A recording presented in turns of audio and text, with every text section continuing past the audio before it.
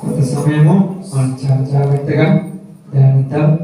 చాలా జాగ్రత్తగా చెబుతున్నప్పుడు శ్రద్ధగా మీరందరూ కూడా బైబిల్ గ్రంథాన్ని ధ్యానించుతున్నప్పుడు వాటిని అర్థం చేసుకోవడానికి ప్రయత్నించుదాం. ఎందుకంటే ఈ దినమందు మీ అందరికీ కూడా తెలుపబడుతున్నటువంటి మాట కొంచెం ఇబ్బందికరంగా ఉండేటువంటి మాట అయినను ప్రస్తుత కాలంలో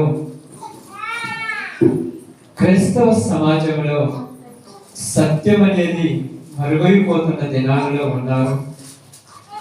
పరలోకం ఉందని, నరకము ఉందని క్రైస్తవులు నమ్ముతున్నారు.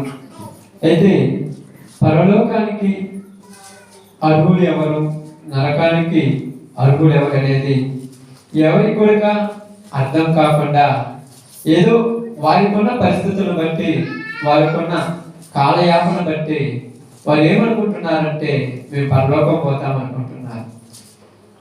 కోకొల్లలుగా సర్వ సమాజంలో ఉన్నటువంటి సార్వత్రిక ప్రజలందరూ కూడా వారు చేయుచున్నది వారికి నిజమే అనుకొని, వారు ప్రార్థిస్తున్నది అది వారు సత్యమేననుకొని దానిలోనే కొనసాగుతూ ఉన్నారు.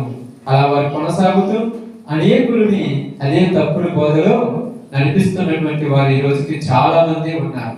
అయితే మీకు ఈరోజు ఒక చిన్న విషయాన్ని తెలియజేస్తాను. ఏంటంటే దేవుడు కొన్ని రకాలైనటువంటి పాపములను క్షమించడు. బాగానండి, కొన్ని రకములైన పాపములను క్షమించడు, కొన్ని రకములైన పాపములను క్షమిస్తాడు. బైబిల్ గ్రంథంలోకి వెళ్ళినప్పుడు ఒక చిన్న మాట మనం చదువుకుందాం. యోహాను గారు రాసినటువంటి మొదటి పత్రిక జాగ్రత్తగా చూద్దాం. యోహాను గారు రాసిన మొదటి పత్రిక. అమ్మా జాగ్రత్తగా మీరు వినాలి. ఈరోజు మీరు వినేటువంటిది ఆశతో ఆసక్తితో ఎప్పుడైతే మీరు వింటారో మీరు కూడా ఒకవేళ అలాంటి తప్పుడు మార్గంలో ఉంటే మీకు కూడా పరలోకం రాదు. ఈ రోజులలో 190 మంది అదే దారిలో ఉన్నారు. వాళ్ళందరూ పరలోకం పోవాలంటే బైబిల్ ప్రకారం అయితే పోదు, ఇంకా వేరే విధంగా అయితే మనం చెప్పలేము. కాబట్టి మనం ఆలోచిద్దాము. యోహాను రాసినటువంటి మొదటి పత్రిక 5వ అధ్యాయము 16-17 వచనాలు జాగ్రత్తగా చదువుకుందాం. యోహాను రాసినటువంటి మొదటి పత్రిక 5వ అధ్యాయము 16-17 వచనాలు. పత్రిక తన సహోదరుడు మరణకరము కాని పాపము చేయగా ఎవడైనా చూచిన ఎడల అతడు వేడుకొనును. అతన్ని బట్టి దేవుడు మరణకరము కాని పాపము చేసిన వారికి జీవము దయచేయును. మరణకరమైన పాపము కలదు, అట్టి దాన్ని గూర్చి వేడుకొనవలెనని నేను చెప్పుట లేదు. ఎందుకంటే సకల దుర్నీతి పాపము అయితే మరణకరము కాని పాపము కలదు. దేవుడి మాటలు మన మధ్యలో ఆశీర్వదించును కాక. ఆమేన్. అందరికీ ప్రభు యేసుక్రీస్తు వారి నామములో శుభములు వందనములు తెలియజేస్తున్నాము. ఇక్కడ మాట్లాడేటువంటి మాటను మనం కొద్దిగా ఆలోచిద్దాం. ఇక్కడ 2 రకాల పాపాల గురించి మాట్లాడుతున్నారు. 2 రకముల పాపములు ఏంటంటే ఏమని మాట్లాడారంటే మరణకరమైన పాపం అన్నది మరణకరము కాని పాపం. బాగుంది. మరణకరమైన పాపము, మరణకరము కాని పాపం. అంటే మరణకరమైన పాపము ఉన్నట్టుగానే మరణకరము కాని పాపం అన్నది ఎవడైనా మరణకరము కాని పాపము చేసిన ఎడల మీరు అతని నిమిత్తము ప్రార్థన చేస్తే దేవుడు వానికి ఏమి దయచేస్తాడంట? జీవము. ఏమన్నా జీవము. కాబట్టి దేవుడు వానికి జీవము దయచేస్తాడంటే ఆ పాపములను క్షమించును అని అర్థం. అర్థమవుతుందా? అదే విధముగా ఇంకొక పాపం అనంట. అదేంటిది? మరణకరము కాని పాపము. అది ఎవరైనా చేసినప్పుడు మీరు వాళ్ళ కొరకు ప్రార్థన చెయ్యవద్దు అని చెప్తున్నారు. అదే రాయబడిందమ్మా. ఏడుకొన వలనని నేను చెప్పుట లేదు. మీరు ఏడుకోవాలని చెప్పట్లా, ప్రార్థన చేయొద్దని మాట్లాడతాం. కాబట్టి మరణకరమైనటువంటి పాపము ఈ రోజులలో ఎంతో మంది చేస్తున్నారు. అసలు క్షమాపణ లేనటువంటి పాపం ఏంటి? బాగుందండి. క్షమాపణ లేనటువంటి పాపం ఏది మనం ఆలోచించాలి. ఎందుకంటే అన్ని పాపాలు ఉన్నాయి కానీ అన్నిటికీ క్షమాపణలు ఉంటాయి. కానీ కొన్ని పాపములకు క్షమాపణ లేదంట. అది ఎక్కడ లేదంట? భూమి మీదను పరలోకంలోనూ కూడా లేదని మాట్లాడుతున్నాడు. ఎలా అంటే ఆ విషయాల గురించి మనం ఈరోజు ధ్యానిద్దాం. ఇలాగా మరణకరమైన పాపము చేసిన వారికి పరలోకము లేదు. ఆమేన్. మరణకరమైన అంటే క్షమాపణ లేని పాపం చేసిన వాడికి ఏమి లేదంట? పరలోకం లేదు. ఎలా అంటే మనకు ఎక్కడుందో చూద్దాం. యేసుక్రీస్తు వారే చెప్తున్నాడు ఇక్కడ. యేసుక్రీస్తు వారే చెప్తున్నాడు. మత్తయి సువార్త యేసుక్రీస్తు వారు భూలోకంలో ఆయన సువార్త ప్రకటిస్తున్నటువంటి దినములలో ఆయనే మాట్లాడిన మాట. మత్తయి సువార్త 12వ అధ్యాయము జాగ్రత్తగా. మత్తయి సువార్త 12వ అధ్యాయము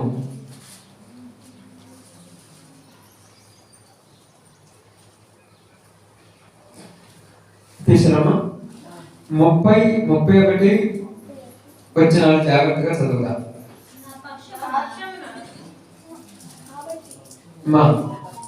మీరు చదివేది కొద్దిగా జాగ్రత్తగా బైబిల్ మీద దృష్టి పెట్టి చదవాలి. మీ ఇష్టం వచ్చినట్టు చదివేది కాదు. బైబిల్ భయభక్తులతో చదివితే అర్థమవుతుంది. బాగానండి, చదవడము. నా పక్షమున ఉండని వాడు నాకు విరోధి, నాతో కలిసి సమకూర్చని వాడు చెదరగొట్టిన వాడు. ఓకే, బాగా ఇప్పుడు చదువుతున్నాను. ఇప్పుడు చదివేది జాగ్రత్తగా. కాబట్టి నేను మీతో చెప్పున్నది ఏమనగా, మనుషులు చేయు ప్రతి పాపమును దూషణయు వారికి క్షమింపబడును. ఆమేన్. మనుషులు చేసే ప్రతి పాపమును, ప్రతి దూషణ ఏమవుతుందంట? క్షమించబడును. అంటే మనుషులు చేసేవన్నీ కూడా చెప్పాలంటే దేవుడు యేసుక్రీస్తు వారు ఏమంటున్నాడు? పాపములు చేసిన, దూషించిన కూడా ఏముంటుందంట? క్షమాపణ. క్షమాపణ తెలుసుగా. పేతురు యేసు ప్రభువు దగ్గరికి వచ్చి, అయ్యా నా సహోదరుడు నా ఎడల తప్పిదం చేసి ఉన్నాడు కనుక నేను అతనికి 7 మార్లు క్షమించాను, ఇంకెన్ని మార్లు క్షమించాలంటే నువ్వు బతికినంత కాలం క్షమించమన్నాడు. ఆయనే క్షమించమన్నప్పుడు ఆయన క్షమించడా? క్షమిస్తాడు. కాబట్టి మనుషులు చేసే ప్రతి పాపానికి క్షమాపణ కలుగదు కానీ, అంటే క్షమాపణ ఉన్నది కానీ రాయబడింది. కానీ ఆత్మ విషయమైన దూషణకు పాప క్షమాపణ లేదు. మనుష్య కుమారునికి విరోధముగా మాట్లాడు వారికి పాప క్షమాపణ కలదు గాని పరిశుద్ధాత్మకు విరోధముగా మాట్లాడు వానికి ఈ యుగమంతైనను రాబో యుగమంతైనను పాప క్షమాపణ లేదు. ఆమేన్. ఇక్కడ పాప క్షమాపణ దేనికి లేదంట? పరిశుద్ధాత్మను దూషించేవానికి. బాగానండి, పరిశుద్ధాత్మ ఉంటుంది. యేసు ప్రభు వారిని తిట్టినా క్షమాపణ ఉన్నదని చెప్తున్నాడు ఇక్కడ. మనుష్య కుమారునికి దూషించిన వానికి, మనుష్య కుమారుని గురించి చెడ్డగా మాట్లాడిన వానికి, మనుష్య కుమారుని గురించి ఏదైనా అన్నవానికి, మనుష్య కుమారుని కొట్టిన వాళ్ళు కూడా ఏముందంట? క్షమాపణ. అందుకే కదా యేసు ప్రభు వారు శిలువ మీద ఉన్నప్పుడు కింద ఉన్న వాళ్ళందరం చూసి ఏం మాట్లాడుతున్నారు? తండ్రి వీరు ఏమి చేయుచున్నారు, వీరు ఎరుగరు కనుక వీరిని క్షమించు. క్షమాపణ ఉన్నది, నేను లేదనట్లేదు, ఉన్నది. కానీ ఇక్కడ ఏం చెప్తున్నాడు తెలుసా? దేనికి క్షమాపణ లేదంట? పరిశుద్ధ ఆత్మ విషయమై. పరిశుద్ధ ఆత్మ అనేది ఒకటి ఉన్నది. ఈరోజు పరిశుద్ధ ఆత్మ అనేది జనములకు తెలియని పాపం. సంఘాలలో కూర్చుంటున్నారు, సంఘాలలో బోధిస్తున్నారు, సంఘాలలో వాక్యం వింటున్నారు, కానీ దేవుడి యొక్క మాటలు వినుచున్న వేళల్లో పరిశుద్ధాత్మను వ్యతిరేకంగా చేసే వాళ్ళు ఎక్కువైపోయారు. ఈరోజు పరిశుద్ధాత్మను దూషించే వాళ్ళు ఎక్కువైపోయారు. వాళ్ళకేమి లేదంట, క్షమాపణ లేదు. ఎక్కడ లేదని రాయబడింది? ఈ యుగమందును. అక్కడ రాయబడింది చూడండి, ఈ యుగమందును, రాబో యుగమందును పాప క్షమాపణ లేదు. రాబో యుగం అంటే ఏంది? ఇక్కడ లేదు, అక్కడ లేదు. అంటే వాళ్ళకి క్షమాపణ లేదు కాబట్టి వాళ్ళు ఎక్కడికైనా పరలోకానికి వెళ్తారా? క్షమించబడితే పరలోకానికి వెళ్తాం. ఇప్పుడు మనము పౌలు గారు మాట్లాడుతున్నారు, నేను పూర్వమందు హింసపడును, దూషపడును, హానికరుడునై ఉన్నాను. పాపులందరిలో నేను ప్రధాన పాపిగా ఉన్నాడు. అయినను దేవుడు నన్ను ఏం చేశాడు? క్షమించెను. దేవుడు నన్ను ఏం చేశాడు? క్షమించెను. కాబట్టి నేను పరలోకం నాకు ఉన్నది. ఈ రోజు అందరికీ అన్నిటికీ క్షమాపణ ఉన్నది. క్షమాపణ ఉన్నది లేదని చెప్పట్లేదు. అయితే పరిశుద్ధాత్మను దూషించేవానికి ఏమి లేదంట, క్షమాపణ. ఎలాగంటే చూడండి, హెబ్రీయులకు రాసిన పత్రిక, బైబిల్ గ్రంథంలోనికి జాగ్రత్తగా చూద్దాం. హెబ్రీయులకు రాసిన పత్రిక 10వ అధ్యాయము జాగ్రత్తగా చేయండి. జాగ్రత్తగా వినాలి. ఈరోజు చాలా మంచి మాటలు మీరు రాసుకోండి. ఎవరు అడిగినా కూడా నేను చెప్పడానికి మీకు ఉండాలి. 10వ అధ్యాయము 29వ వచనాన్ని జాగ్రత్తగా చదువుదాం. ఇట్లుండగా దేవుని కుమారుని పాదములతో త్రొక్కి తాను పరిశుద్ధపరచుటకు సాధనమైన నిబంధన రక్తమును అపవిత్రమైనదిగా ఎంచి కృపకు మూలముకు ఆత్మను తిరస్కరించువాడు ఎంత ఎక్కువైన దండనకు పాత్రుడుగా ఎంచబడునని మీకు తోచుడు.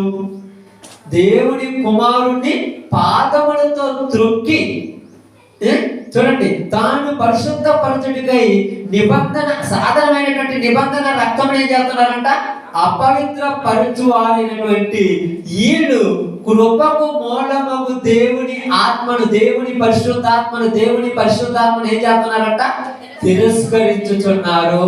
ఇష్టం వచ్చినట్టు దేవుని యొక్క రాజ్యానికి వచ్చి, ఇష్టం వచ్చినట్టు దేవుని మందిరములకు వచ్చి, ఇష్టం వచ్చినట్టు ఆయన శరీరాన్ని రక్తాన్ని తృణీకరిస్తున్నారు. ఆయన శరీరాన్ని రక్తాన్ని ఏం చేస్తున్నారు, పాదములతో త్రొక్కుచున్నారు. ఎంత ఘోరంగా మాట్లాడుతున్నారు. కృపకు మూలమగు ఆత్మ. ఇంకా దేవుడు ఇన్ని సంవత్సరాల నుంచి నీకు ఆయుష్ ఇచ్చి నీ మీద దీర్ఘశాంతం చూపించి ఇకనైనా వీళ్ళు తెలుసుకుంటారేమని దేవుడు అవకాశాలు ఇస్తుంటే ఇప్పుడు దేన్ని తిరస్కరిస్తున్నారు? పరిశుద్ధ ఆత్మని తిరస్కరిస్తుంటే ఇలాగేం కలుగుతుందంట, ఎక్కువ దండనకు పాత్రులు. దండన అంటే దేవుడి యొక్క శిక్షకు పాత్రులు అవుతారు. అది ఎక్కడ ఉంటుంది? నరకములో అగ్ని. ఇక్కడ కూడా వారికి క్షమాపణ అనేది ఉండదన్నట్టుగానే మన బైబిల్ గ్రంథంలో స్పష్టంగా చెప్పబడుతుంది. అయితే ప్రియమైనటువంటి సహోదరి సహోదరులారా, ఈ రోజులలో చాలా మంది చాలా ప్రదేశాలకు మనం వెళ్ళినప్పుడు చూసినప్పుడు దేవుని యొక్క బిడ్డలుగా ఉన్నటువంటి చాలా మంది ప్రజలలో దేవుడిచ్చేటువంటి జ్ఞానము బొత్తిగా తగ్గిపోతుంది. దేవుని యొక్క కార్యములు బొత్తిగా వాళ్ళలో జరగకుండా పోతున్నాయి. ఎందుకు ఇలా జరగకుండా పోవడానికి గల కారణం ఏంటంటే దేవుడిచ్చినటువంటి ఆత్మను, కృపకు మూలమగు ఆత్మను ఏం చేస్తున్నారు? తిరస్కరించుచున్నారు. తిరస్కరించడం అంటే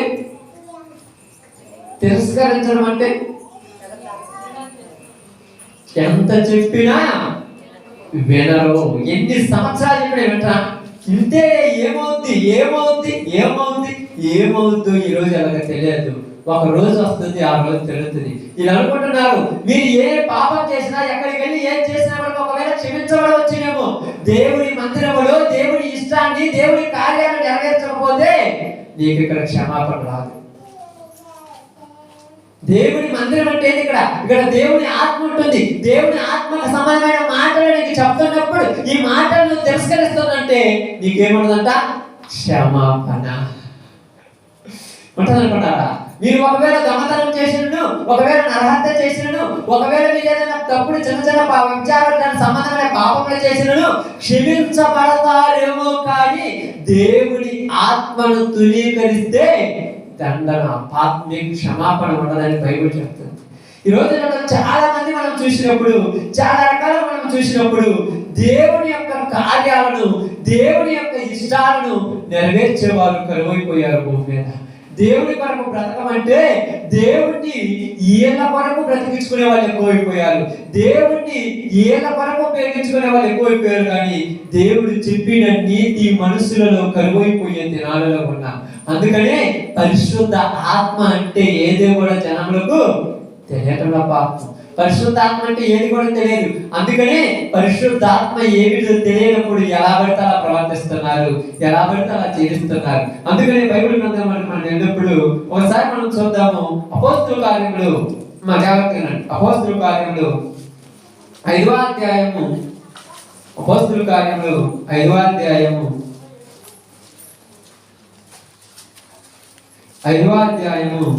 1వ వచనం నుంచి జాగ్రత్తగా చదువుతాము. అననీయ అను ఒక మనుష్యుడు తన భార్య అయిన సప్పీరాతో ఏకమై పొలమన్నెను. భార్య ఎరుకనే వాడు దాని వెలలో కొంత దాచుకొని కొంత తెచ్చి అపోస్తుల పాదముల యొద్ద పెట్టెను. అప్పుడు పేతురు, అననీయ, నీ భూమి వెలలో కొంత దాచుకొని పరిశుద్ధాత్మను మోసపుచ్చుటకు సాతాను ఎందుకు నీ హృదయమును ప్రేరేపించెను? ఆమేన్. దేన్ని మోసపుచ్చుతున్నది? దేనిని మోసపుచ్చుతున్నాడు అననీయ? పరిశుద్ధ ఆత్మను, పరిశుద్ధమైన ఆత్మను చూడు. ఈ పరిశుద్ధ ఆత్మను అననీయ ఏం చేస్తున్నాడంట? మోసం చేయించున్నాడు. ఇప్పుడు పరిశుద్ధ ఆత్మను మోసం చేసేటువంటి శక్తి అననీయాకి ఎవరిచ్చారు? సైతాన్. అక్కడ అదే రాబడింది. సాతాను ఎందుకు నిన్ను ప్రేరేపించింది? సాతాను నిన్ను ప్రేరేపించడం వల్ల నువ్వేదో మమ్మల్ని మోసం చేసావనుకుంటున్నావు. నువ్వు మోసం చేసింది మమ్మల్ని కాదు, ఎవరిని? పరిశుద్ధాత్మని మోసం చేశావు. కాబట్టి నువ్వు పరిశుద్ధాత్మను మోసం చేశావు కాబట్టి నీకేముండదు? క్షమాపణ. వెంటనే అక్కడ ఏం జరిగిందని రాయబడిందమ్మా? నీవే కదా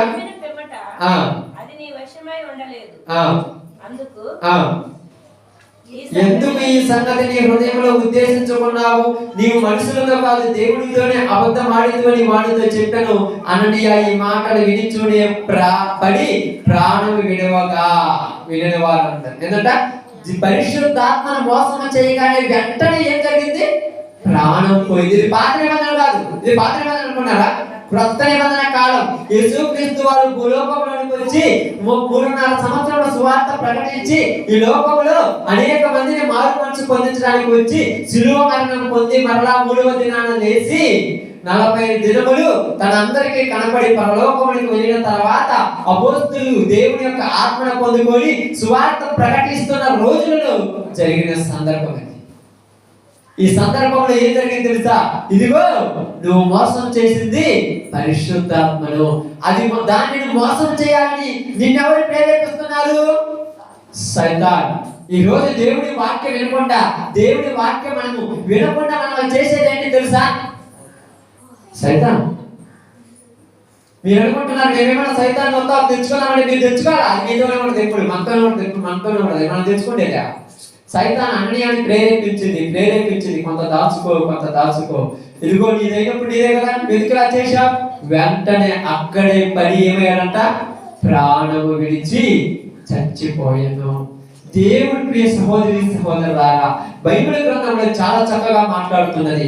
ఏమంటున్నారంటే చూడండి, దేవుడు భూమి మీదకి మనుషులను పంపించిన తర్వాత మనుషులందరూ కూడా దేవుడి చిత్తాన్ని నెరవేర్చాలని దేవుడు ఆశ కలిగి ఉన్నప్పుడు చాలా మంది ఏం చేస్తున్నారంటే దేవుడి ఇష్టానుసారంగా నడుచుకుంటున్నామని చెప్తున్నారు. కానీ పరిశుద్ధాత్మను దూషించే వాళ్ళు ఎక్కువైపోయారు. ఈరోజు పరిశుద్ధాత్మను ఎలా దూషిస్తున్నారంటే, ఈ రోజు జనాలు చాలా మంది ఏమనుకుంటున్నారంటే వారు దేవుడి యొక్క సన్నిధిలో ఉన్నప్పుడు కానీ, దేవుడి యొక్క సన్నిధానంలో ఉన్నప్పుడు కానీ, దేవుడి రాజ్యానికి వారసులైనప్పుడు కానీ వారు ఆలోచించినప్పుడు, వారు గమనించినప్పుడు, బాగా గమనించి మనం చూస్తే అక్కడ జరిగేది ఏంటంటే పరిశుద్ధాత్మని ఈ రోజు ప్రజల్లోనికి వచ్చాడని, పరిశుద్ధాత్మని ఈ రోజు ప్రజల్లోనికి వచ్చి అనేక మందిని ఏదేదో చేస్తున్నాడని జనములు చేసేటువంటి పనులు చూసినప్పుడు భూమి మీద దేవుడికి బాధేస్తుంది.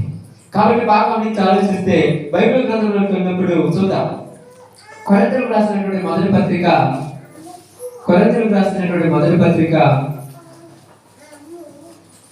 14వ అధ్యాయము అపోస్తలుడైన పౌలు గారు కొరింథీలో ఉన్నటువంటి సంఘములకు రాసినటువంటి మొదటి పత్రిక 14వ అధ్యాయము 33వ వచనాన్ని జాగ్రత్తగా చదువుకుందాం. అలాగే పరిశుద్ధ సంఘముల అన్నిటిలో దేవుడు సమాధానముకే కర్త గాని అల్లరికి కర్త కాదు. ఆమేన్. పరిశుద్ధుల సంఘం అని రాయబడింది. ఎక్కడ మాట్లాడుతున్నాడమ్మా? పరిశుద్ధుల సంఘముల గురించి మాట్లాడుతున్నాడు.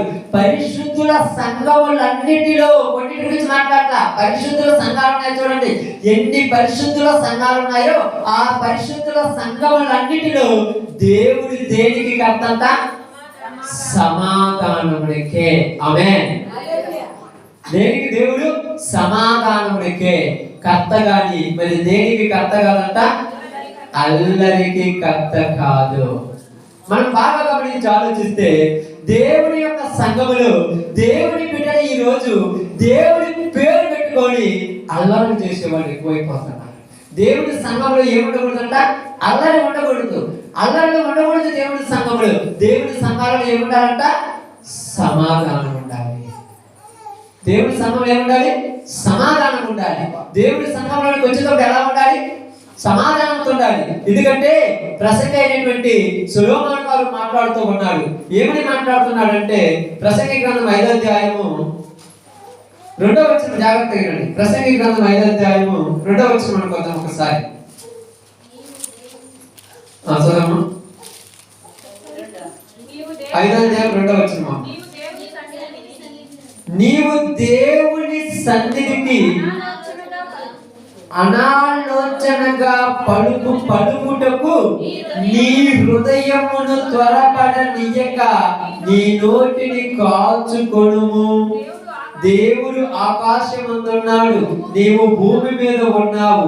కావున నీ మాటలు కొద్దిగా ఉండవలెను. నువ్వు దేవుని సన్నిధిలో ఉన్నప్పుడు ఎలా ఉండాలంట?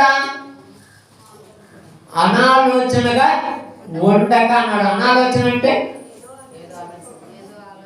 ఇంకా అనాలోచన అంటే లెక్కలేనితనంగా ఉండకూడదు. మీరు ఏదైనా విషయంలో ఒకసారి బ్యాంకుకి వెళ్ళినప్పుడు బ్యాంకీలో 2 లక్షల రూపాయల డబ్బులు నీ చేతికి ఇచ్చినప్పుడు ఎంతంటే బట్టి వాటిని ఆలోచిస్తావా? ఎలా పడితే అలా చూసుకుంటావా? ఎంత జాగ్రత్తగా తీసుకుంటావు? 1కి 2 సార్లు, 2కి 3 సార్లు తీసుకుంటావు, లెక్క చేసుకుంటావు, మళ్ళా తీసుకుంటావు, లెక్క చేసుకుంటావు. ఎవరైనా పక్కన వచ్చి నేను ఏదైనా మాట్లాడుతున్నా తర్వాత మాట్లాడతా, కొద్దిగా డిస్టర్బ్ చేయదు. అంటే ఎంత భయభక్తులతో ఉంటావు. ఏదో నీ చేతిలో 2 లక్షల రూపాయలు 50,000 రూపాయల నోట్ల కట్టలు 4 కట్టలు చేతిలో పెట్టుకొని ఆ కుర్చీలో కూర్చొని ఆ ఒళ్ళేసుకొని పడుకొని నిద్రపోతావా? అక్కడ ఎంత భయంతో ఉంటావు. కేవలం ఒక 4 రోజులు నీకు పోషణ ఇచ్చేటువంటి 4 పచ్చ కాగితాలకి ఎంత భయపడుతుంటే నిత్య జీవం ఇచ్చే దేవుడి మాటకి ఎంత భయపడాలి మనం ఈరోజు. అనాలోచన. దేవుడి సన్నిధిలోకి వచ్చేటప్పుడు ఎలా పడతారో వస్తున్నారు, ఎందుకు వస్తారో తెలియదు, ఎందుకు పోతున్నారో తెలియదు. ఇక్కడ ఏమన్నా నీకు ఇష్టం వచ్చినట్టు మాట్లాడుకోవడానికి, నీ ఇష్టం వచ్చినట్టు కూర్చోడానికి, నీ ఇష్టం వచ్చినట్టు ఉండడానికి ఇదేమన్నా లోక సంబంధమైనటువంటి పద్ధతులు అనుకున్నారా? లోక సంబంధమైనటువంటి సినిమాలు శిఖాలు అనుకున్నావా? దేవుడి సన్నిధి చాలా పద్ధతిగా ఉండాలి. ఎందుకంటే దేవుడు ఎక్కడున్నాడంట? ఆకాశం అందున్నాడు, నువ్వు భూమి అందున్నావు. దేవుడు ఎక్కడున్నాడు? ఆకాశం అందున్నాడు, నువ్వు భూమి అందున్నావు. ఆకాశం అందున్నాడు, భూమి అందున్నాడు. నిన్నేం చేస్తాడు? తొక్కుతాడు. ఏదో ఒక రోజు తొక్కేస్తాడు. తన పాదాల కింద పడ్డావా ఊపిరి కూడా మిగలదు. మీరు అనుకుంటున్నారేమో ఆయన పాదాల కింద పడ్డావా నీకు తునపలు కూడా మిగలదు. తునపలైపోతారు అందరూ కూడా. అనాలోచనగా ఉండకూడదు దేవుడి సన్నిధిలో. దేవుడి సన్నిధి అంటే లెక్కలేనితనంగా ఉండకూడదు. దేవుడి సన్నిధి అంటే అజాగ్రత్తగా ఉండకూడదు. దేవుడి సన్నిధి అంటే పద్ధతి కలిగి భయం కలిగి రావాలి దేవుడి సన్నిధిలోకి. నువ్వు దేవుడి సన్నిధిలో ఉన్నప్పుడు నీ ప్రవర్తన ఎలా ఉన్నది, నువ్వు దేవుడి సన్నిధిలో ఉన్నప్పుడు నీ పద్ధతులు ఎలా ఉన్నాయి, నువ్వు దేవుడి సన్నిధిలో ఉన్నప్పుడు నీ బుద్ధులు ఎలా ఉన్నాయి ఆలోచించండి. ఇక్కడ మీరు వచ్చి మీ ఇష్టం వచ్చినట్టు చేస్తే ఎవరిని మీరు మోసం చేసినట్టు, ఎవరిని తిరస్కరించినట్టు? పరిశుద్ధ ఆత్మను. అందుకని బైబిల్ గ్రంథం ఏం రాయబడి తెలుసా? పౌలు గారు అంటున్నాడు, ఇదిగో పరిశుద్ధుల సంఘములన్నిటిలో, ఎక్కడంట? పరిశుద్ధుల సంఘం ఇది, ఇదే సంఘము. పరిశుద్ధుల సంఘములన్నిటిలో దేవుడు సమాధానానికే కర్త. సమాధానం ఉండాలి దేవుని సంఘంలో, సమాధానం కావాలి. కానీ అల్లరి అయిపోతుంది ఇప్పుడు దేవుని సంఘాలలో. అల్లరి, పరిశుద్ధాత్మ పేరు చెప్పుకొని ఎంత బాగా అల్లరి చేసుకుంటున్నారు జనాలు తెలుసా? ఈరోజు అనాలోచనగా బతికే వాళ్ళు ఎంతమంది ఉన్నారు తెలుసా? ఆలోచించండి, ఒక్కసారి ఆలోచించవచ్చుగా. ఆలోచించేటప్పుడు ఒకసారి ఆలోచించి చూడొచ్చు కదా. ఎందుకంటే ఇప్పుడు ఏం మాట్లాడుకుంటున్నారంటే చాలా మంది మనం చూసినప్పుడు, చాలా రకాల మనం ఆలోచించినప్పుడు చూస్తే దేవుని సన్నిధిలోనికి వచ్చిన తర్వాత జనముల పరిస్థితులు ఎలా ఉండాలో అర్థం కావటం లేదు. ఎందుకంటే ఒకసారి మనం గమనిద్దాం, ఆలోచిద్దాము. మత్తయి సువార్తలో కొందాం ఒకసారి. మళ్ళీ మీకు ఒక విషయం చెప్పి నేను మళ్ళీ ముందుకు కొనసాగుతాం. మత్తయి సువార్త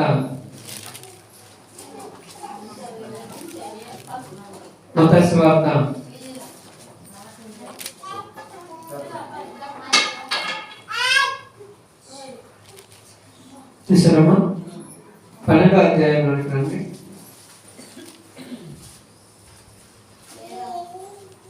12వ అధ్యాయంకి వచ్చారమ్మా.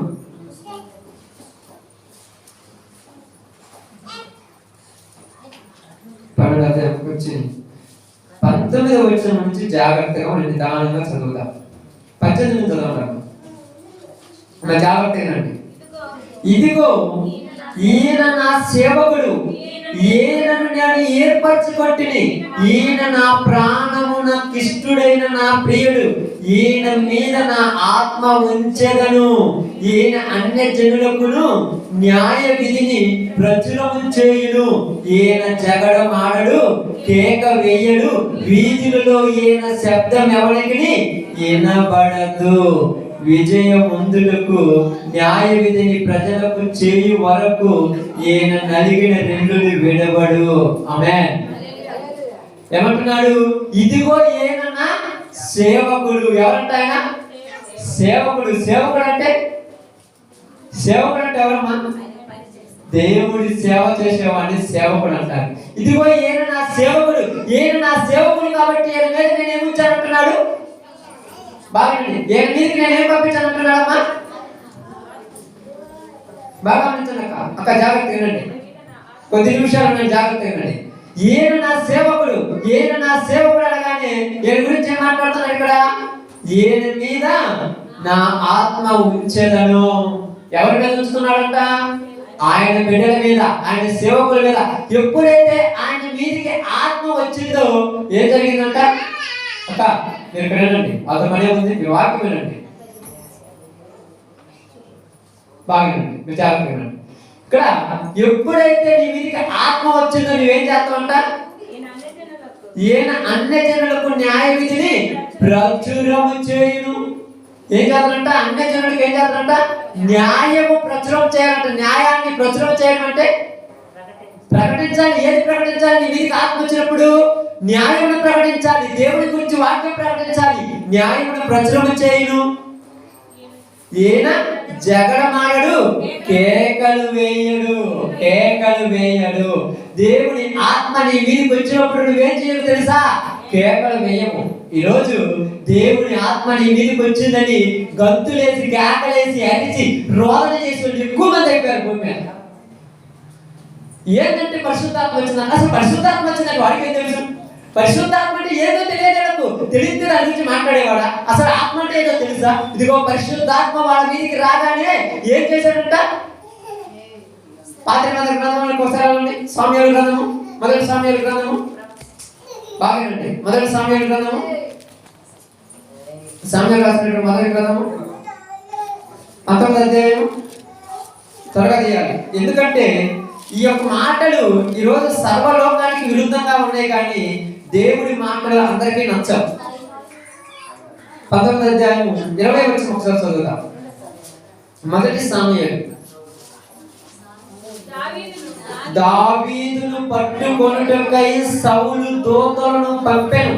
వీరు వచ్చి ప్రవక్తల సమాజముగా కూడుకొని ప్రకటించుటయు, సమూయేలు వారి మీద నాయకులుగా నిలుచుటయు చూడగా, దేవుని ఆత్మ సౌలు పంపిన దూతల మీదికి వచ్చెను గనుక వారు బాగినండి. దేవుని ఆత్మ సౌలు పంపిన దూతల మీదికి వచ్చాను కనుక. ఎవరి మీదకి వచ్చింది దేవుని ఆత్మ? సౌలు దూతలను పంపించాడు. ఎవరి దగ్గర పంపించాడు? దావీదును పట్టుకోవటానికని కొంతమంది దూతలను పంపించారు. ఈ దూతలు వచ్చి అక్కడ సమూహములుగా ఉన్న వాళ్ళని చూసినప్పుడు ఆ దూతల మీదకి ఏమొచ్చిందంట? దేవుని ఆత్మ. ఎప్పుడైతే దేవుని ఆత్మ సౌలు పంపించినటువంటి ఆ దూతల మీదకి వచ్చిందో అప్పుడు వాళ్ళు ఏం చేస్తున్నారట? ప్రకటించటము ఆరంభించేది. ఏం చేస్తున్నారటమ్మా? ప్రకటించటము ఆరంభిస్తున్నారంట. దేవుని ఆత్మ ఒక సేవకుడి మీదకి గాని, ఒక విశ్వాసం మీదకి గాని, ఒక ప్రజల మీదకి గాని వచ్చినప్పుడు వాళ్ళు ఏం చేస్తారు తెలుసా? ప్రకటించాలి. ఆమేన్. ఎక్కడుందంటే బైబిల్ గ్రంథంలోకి వద్దాం. అపొస్తలుల కార్యములకు రండి. మొదటి అధ్యాయంలోకి వద్దాం, చూద్దాం. మళ్ళా జాగ్రత్తగా. ఈ రోజులలో గుడ్డిగా మనం చాలా రకాలుగా నమ్మి చివరికి దేనికి పనికి రాకుండా పాడైపోయేటువంటి వాళ్ళ మనం అయిపోయాం. చూడండి, అపొస్తలుల కార్యములు 2వ అధ్యాయము 17వ వచనం. 2:17 జాగ్రత్తగా చదవండి. అంత్య దినముల యందు నేను మనుషులందరి మీద నా ఆత్మను కుమ్మరించదను, మీ కుమారులను మీ కుమార్తెలను ప్రవచించెదరు. అంత్య దినములలో నేను ఎప్పుడైతే మీ మీదికి ఆత్మను కుమ్మరిస్తానో ఏం జరుగుతుందంట? ఏం జరుగుతుందమ్మా? మీ కుమారుల మీదకి మీ కుమార్తెల మీదకి ఆత్మ నేను పంపిస్తాను. పంపించిన తర్వాత ఏం జరుగుతుందంట?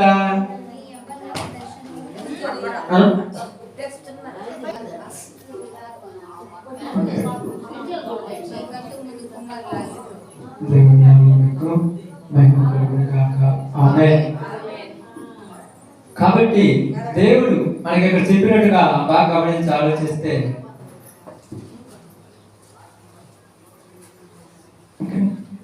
చూడండి, కాబట్టి అంత్య దినముల యందు నేను మనుషులందరి మీద నా ఆత్మను కుమ్మరించెదను అన్నాడు. ఎవరి మీద? మనుషులందరి మీద తన ఆత్మను కుమ్మరిస్తానని ఆయన చెప్తున్నప్పుడు అక్కడ ఏం జరుగుతుందంట? మీ కుమారులను మీ కుమార్తెలను ప్రవచించెదరు. ప్రవచనాలు పలుకుతారు ఆత్మ వచ్చినప్పుడు. ఈ రోజు పరిశుద్ధాత్మ వచ్చిందని చెప్పి ప్రవచనాలు పలికే వాళ్ళు కరువైపోయారు. ప్రకటించడం చెప్పే వాళ్ళు కరువైపోయారు. పరిశుద్ధాత్ముడు వచ్చాడని చెప్పి అనేకమైన మాటలు మాట్లాడే వాళ్ళు లోకంలో ఎక్కువైపోయారు. ఎందుకంటే మనం బాగా గమనించి ఆలోచించినప్పుడు ఒకసారి మనం చూస్తే అదే అపొస్తలుల కార్యం 2వ అధ్యాయము 1వ వచనం నుంచి మనము ఒకసారి చూసినప్పుడు ఒక చిన్న ఛానల్ మనం గమనిద్దాం. బాగా ఉండమ్మా. చాలా మంది ఈ రోజు వరకు కూడా అనేక మంది చెప్తున్నటువంటి మాటలు ఇదే మాటలు. ఏమంటో చూడండి, బాగా గమనించి ఆలోచించండి. పెంతెకోస్తు అను పండగ వచ్చినప్పుడు అందరూ ఒక చోట కూర్చుండిరి. అప్పుడు వేగముగా వీచు బలమైన గాలి వంటి ఒక ధ్వని ఆకాశము నుండి అకస్మాత్తుగా వారు కూర్చుండి ఉన్న ఇల్లంతయు నిండెను. మరియు అగ్ని జ్వాలల వంటి నాలుకలు విభాగింపబడినట్టుగా వారికి కనబడి వారిలో ఒక్కొక్కడి మీద రాలగా అందరూ పరిశుద్ధాత్మతో నిండిన వారై ఆ ఆత్మ వారికి వాక్శక్తి అనుగ్రహించిన కొలది అన్య భాషలతో మాట్లాడసాగి. ఇప్పుడు ఈ యొక్క మాటను పట్టుకొని ప్రపంచం మొత్తం కూడా ఊగిపోతుంది. ఈ ఒక్క మాటే పట్టుకుంటారు, వాళ్ళకి ఏమి లేదు. ఈ మాటను పట్టుకొని వాళ్ళు ఏమంటారంటే ప్రపంచం మొత్తం కూడా పెంతెకోస్తు దినమందు వాళ్ళు కూర్చున్న గదిలోనికి పరిశుద్ధ ఆత్మ అగ్ని నాటకాలుగా వాళ్ళ మీదకి విభాగింపబడినప్పుడు వాళ్ళు ఏం చేశారంట? అన్య భాషలతో మాట్లాడారు కదా. ఇప్పుడు మాట్లాడారు కాబట్టి ఇప్పుడు మా మీద కూడా ఆత్మ వచ్చింది, మేము కూడా మాట్లాడుతున్నాం అంటున్నారు. బాగా అర్థం చేసుకోండి. ఇప్పుడు మా మీద కూడా ఆత్మ వచ్చేసింది, మేము మాట్లాడుతున్నాం. అయితే ఇప్పుడు యేసు ప్రభు వారి మీద కూడా ఆత్మ వచ్చిందిగా. ఆయన ఏం చేశాడంట? మత్తయి సువార్త 5:1 మనకి రండి. మత్తయి సువార్త 5:1 జాగ్రత్త చూద్దాం. 5:1 ఆయన జన సమూహములను చూసి కొండ ఎక్కి కూర్చుండగా ఆయన శిష్యులు ఆయన యొద్దకు వచ్చింది. అప్పుడు ఆయన నోరు తెరిచి ఇలాగ బోధింపసాగెను. ఆమేన్. ఏంటంట? జన సమూహములు అందరూ కూడా ఆ స్థలములో ఉన్నప్పుడు ఆయన శిష్యులు ఆయన దగ్గరికి వచ్చినప్పుడు ఆయన ఏం చేస్తున్నాడంట? నోరు తెరిచి బోధించను. నోరు తెరిచే దేనికి? బోధించడానికి నోరు తెరవాలి. మరి నోరు దేనికి తెరుస్తున్నారు? నోరు దేనికి తెరుస్తున్నారు? జన సమూహంలో చూస్తే వీళ్ళు ఆగరంక. ఎక్కడైనా పాస్టర్ గారిని పిలిచి వాక్యం చెప్పంటే ఈ రోజు నేను కాదు కానీ చెప్పులే అంటారు. ఎందుకంటే ఆ జనాలు ఉంటారుగా. అర్థమైందా? ఆ జనాలు ఈ రోజు కానీ రేపు చూద్దామంటారు. అదే ఒక 20 మంది, ఒక 50 మంది, 100 మంది జనాలు కూర్చుండరా, ఇంకా ఆగరు కింద. అవుతురా, ఇంకా ఆగడు. ఇంకా జనాలందరూ లేపి నిలబెట్టి వాళ్ళ చేత రికార్డ్ డాన్సులు, బేన్ డాన్సులు ఏడేయడం ఆయన ఆడేయడం. ఇక్కడ ఎత్తరు, వాళ్ళు ఆడేస్తున్నారు. ఇది ఏంటంటే పరిశుద్ధాత్మ మా మీదకి వచ్చింది. ఆత్మ దిగిరా దిగిరా దిగిరా. ఎవడం దిగిరాడంటే ఆయన ఉంటే ఆత్మ ఏదో ఉంటే. నేను పోతూ మీ మధ్యలోకి ఏం పంపించానన్నాడు? ఆత్మని మీకు పంపించానన్నాడు. మళ్ళా పైనుంచి దిగమంటున్నాడు. ఏం దేవుడు? ఆయన ఇక్కడ ఉన్నాడు కదా. ఇదిగో నేను వెళుతున్నాను, నేను వెళ్ళిన తర్వాత ఆదరణకర్తను మీ మధ్యలోనికి పంపిస్తానన్నాడు. ఇప్పుడు మీ మధ్యలోనికి ఆదరణకర్త వచ్చాడు. మీ మధ్యలోని కృపకు మూలం ఒక ఆత్మ ఉన్నది. ఇంకా పైనుంచి దిగమనేది నాకు అర్థం కాదా? ఇప్పుడు ఏం చేస్తారు తెలుసా? వీళ్ళు ఏం చేయాలి అర్థం కాక ఇంకా రాగాలు తీయటము, కోరాలు పాడటం, ఏదేదో చేయటము, పాటను తట్టదంచి ఎట్టదంచి అదేదో సినిమాలో కావునంతా చెప్పినట్టు ఈ పాటను కూడా ఏ నుంచి ఆడదాకా తేగడం, ఆ నుంచి ఆడదాకా తేగడం. పీకి పీకి పీకి పీకి ఇదే వాళ్ళకి ఇసుకు పుట్టింది, పాడి వాడికి అయితే ఇసుకుపడదు అడుగుతాం. ఏంటి ఎంతదో నువ్వు రాగం తీస్తేమన్నా 10 మంది మాత్రా? ఎంతదో నువ్వు గట్టిగా అదిస్తేమన్నా ఒకళ్ళని మాత్రా? మరి ఏం చేస్తున్నారు? ఏం నేర్చుకుంటున్నారు వీళ్ళు? ఏం నేర్పిస్తున్నారు? ఇప్పుడు ఏమంటారు తెలుసా?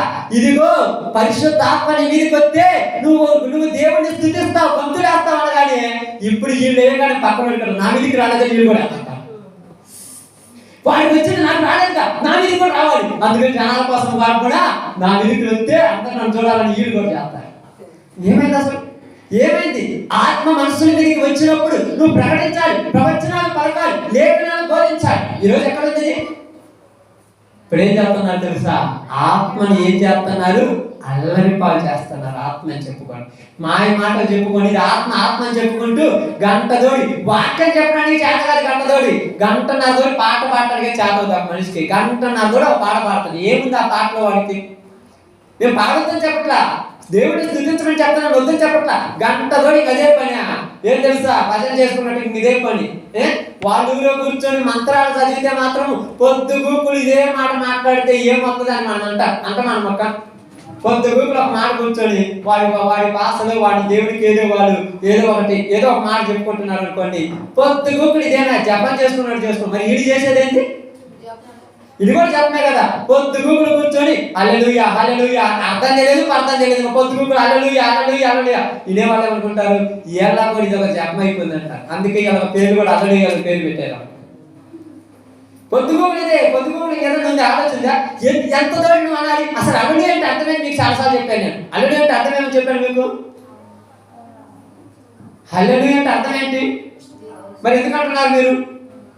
ఇప్పుడు చెప్పాలి, మీరు కరెక్ట్ చెప్పాలి. ఇప్పుడు ఎందుకు అంటున్నారు మరి మీరు? అర్థం చేయమని అంటే ఏమంటారండి?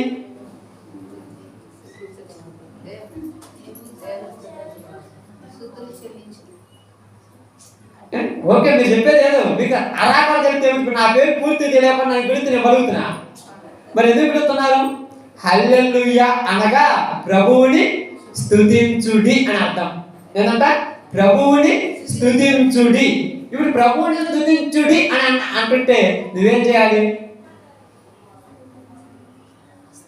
ఏడు నుంచి ఆయన గట్టిగా గొంతులు 10 గొంతులు ఉన్నట్టుగా పాపం పొద్దున్న నుంచి బాగా తిరుగుతుంటాడు, చికెన్ మటన్ బాగా తిని గట్టిగా వస్తాడు. ఆ కింద కూర్చున్న ఇంకా గట్టిగా వస్తారు పాపం. బాగా వీళ్ళు ఎంత గట్టిగా వస్తారో వాళ్ళు అంత గట్టిగా వస్తారు. ఎందుకంటే నీ శబ్దం చూడు, మా శబ్దం చూడు అన్నమాట.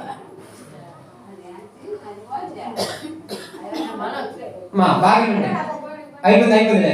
చూడండి, వీళ్ళు గట్టిగా అంటారు, వాళ్ళు గట్టిగా అంటారు. ఏంటయ్యా మరి అనొద్దంటే, నేను అనొద్దని ఎప్పుడని చెప్పినా అర్థం చేసుకుని మాట్లాడమని చెప్తున్నాను. అర్థం లేకుండా మాట్లాడాలని ఏమంటారు? పిచ్చోళ్ళు అంటారు, లేదా తిక్కలోళ్ళు అంటారు. ప్రకటన గ్రంథం 19 అంటే దీనిలోకి ఒక్కసారి అటు పోయేస్తారు. 19 ఏముంది అక్కడ?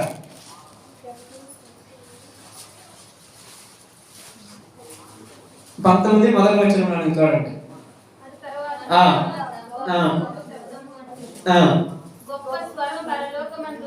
చెప్పుట వింటిని ప్రభువుని స్తుతించుడి.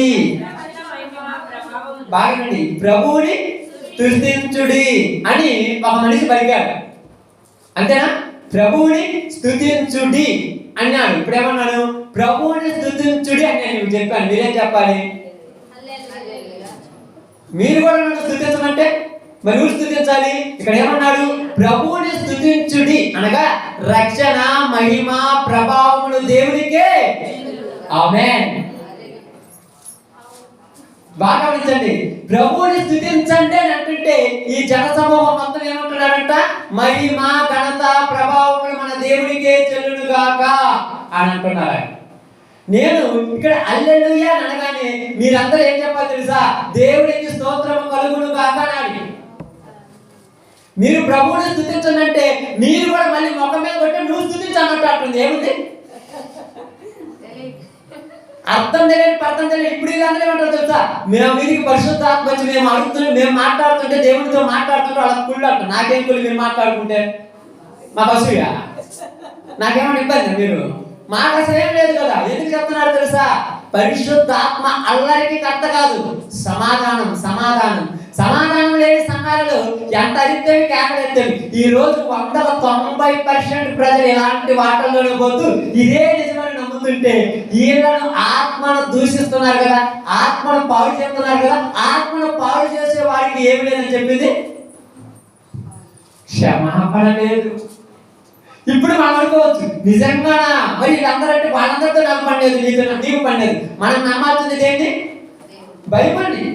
నేను నిజం చెప్తున్నాను, చాలా సంవత్సరాలు చెప్తున్నాను. నేను దేవుడిని నమ్ముకున్నప్పుడు చెప్తాను, 66 గ్రంథాలు ఉన్నటువంటి ఈ పుస్తకాన్ని నమ్మాలి. ఈ బైబిల్ పుస్తకాన్ని, పరిశుద్ధ ఆత్మలు రాసినటువంటి పుస్తకాన్ని నమ్మాలి.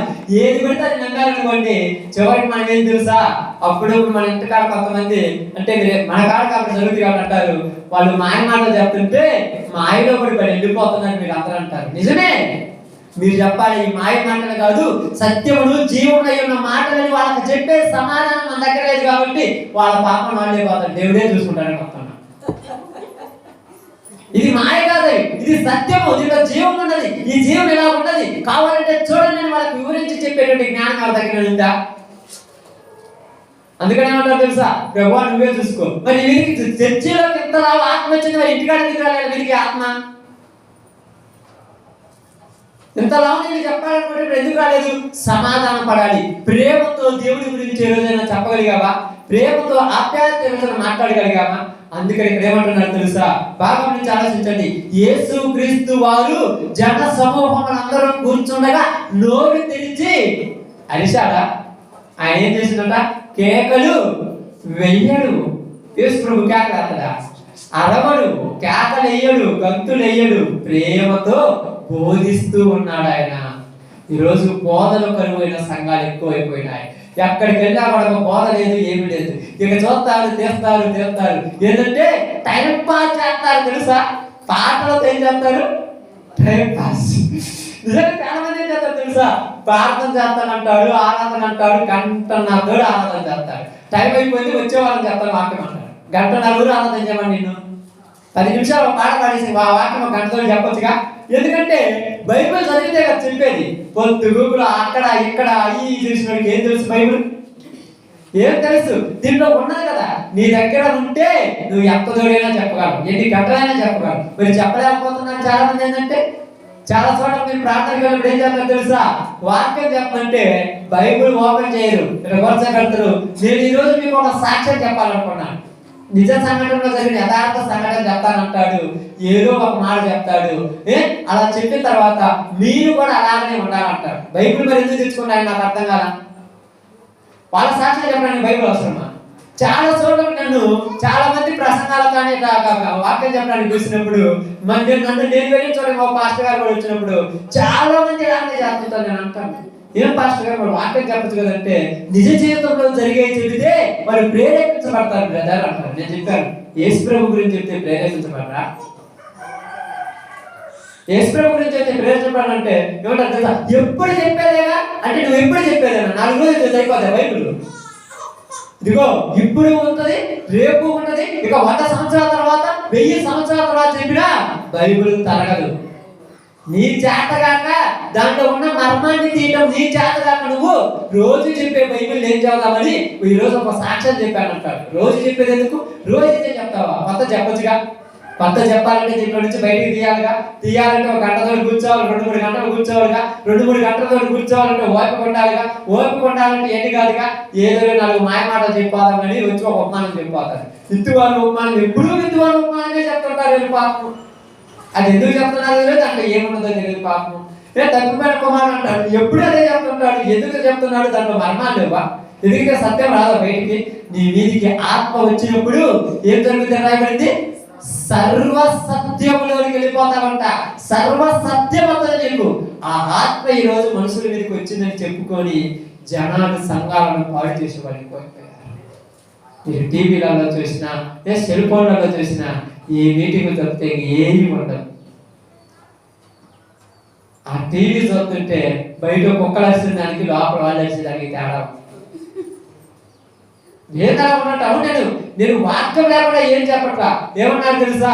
ఇదిగో కుక్కలతో పోల్చారు కొన్ని చోట్ల ప్రవక్తల గురించి. బాగా ఆలోచించారు. కుక్కలతో పోల్చారు కొన్ని చోట్ల. ఎందుకు వీడు అరుతున్నాడో తెలియదు, ఎందుకు ఈ కింద వాళ్ళు అరుతున్నాడో తెలియదు. అంత అయిపోయిన తర్వాత ఏం చేస్తారు తెలుసా? ఏదో ఒక గంటతో పని చేసి వచ్చినట్టుగా శ్రమట్లో తెలుసుకొని అమ్మాయి అనుకోమంటారు. ఎందుకు చెప్తున్నానంటే పరిశుద్ధాత్మను దూషించే వానికి ఏమీ లేదంట, క్షమాపణ లేదు. ఇప్పుడు నేను చెప్తున్నాను, ఇప్పుడు నేను అనుకోవచ్చు, మరి నువ్వు చెప్పేది ఏంటంటే ఆత్మను దూషించట్లా. ఆత్మ వస్తే మనుషులు ఎలా చేస్తారు? మరి ఎందుకు అడుగుతున్నారు? కారణం ఏంటి? ఎందుకంటే మరి అలా చేసేదా చెప్పండి. బైబిల్ గ్రంథంలో చూద్దాం, మీకు అన్ని చెప్తాను. 10 యాకోబు రాసిన పత్రిక 3వ అధ్యాయం. యాకోబు రాసిన పత్రిక 3వ అధ్యాయం. జాగ్రత్తగా తిన్నాము, కొంచెం జాగ్రత్తగా మనసు పెట్టి ఆలోచించండి. నేను చెప్పినప్పుడు కూడా మీకు చాలాసార్లు చెప్పాను, మీరు మనసు పెట్టి ఆలోచించండి. ఎందుకంటే మనసు పెట్టకుండా ఆలోచించారా తొందరపాటు పాపంలో పడిపోతారు. మళ్ళా యాకోబు రాసిన పత్రిక 3వ అధ్యాయము 15వ వచనం నుంచి జాగ్రత్తగా చదువుదాం. ఈ జ్ఞానము పై నుండి దిగి వచ్చినది కాక భూ సంబంధమైనదియు ప్రకృతి సంబంధమైనదియు దెయ్యముల జ్ఞానము వంటిదై ఉన్నది. ఏంటమ్మా? ఈ జ్ఞానం ఎక్కడి నుంచి వచ్చింది కాదంట, పై నుండి వచ్చింది కాక భూ సంబంధమైనదియు ప్రకృతి సంబంధమైనదియు దెయ్యముల జ్ఞానములై ఉన్నవి. ఎందుకంట ఏదైనా మత్సరమును వివాదమును ఎక్కడ ఉండును అక్కడ అల్లరియు ప్రతి నీచ కార్యము ఉండును. ఏముండదంట అక్కడ? మత్సరము వివాదం ఉన్నది ఎక్కడ ఉండదు అక్కడ ఏముండదంట? అల్లరియు ప్రతి నీచ కార్యము ఉండును. మరి ఈ జ్ఞానం ఎవరిది?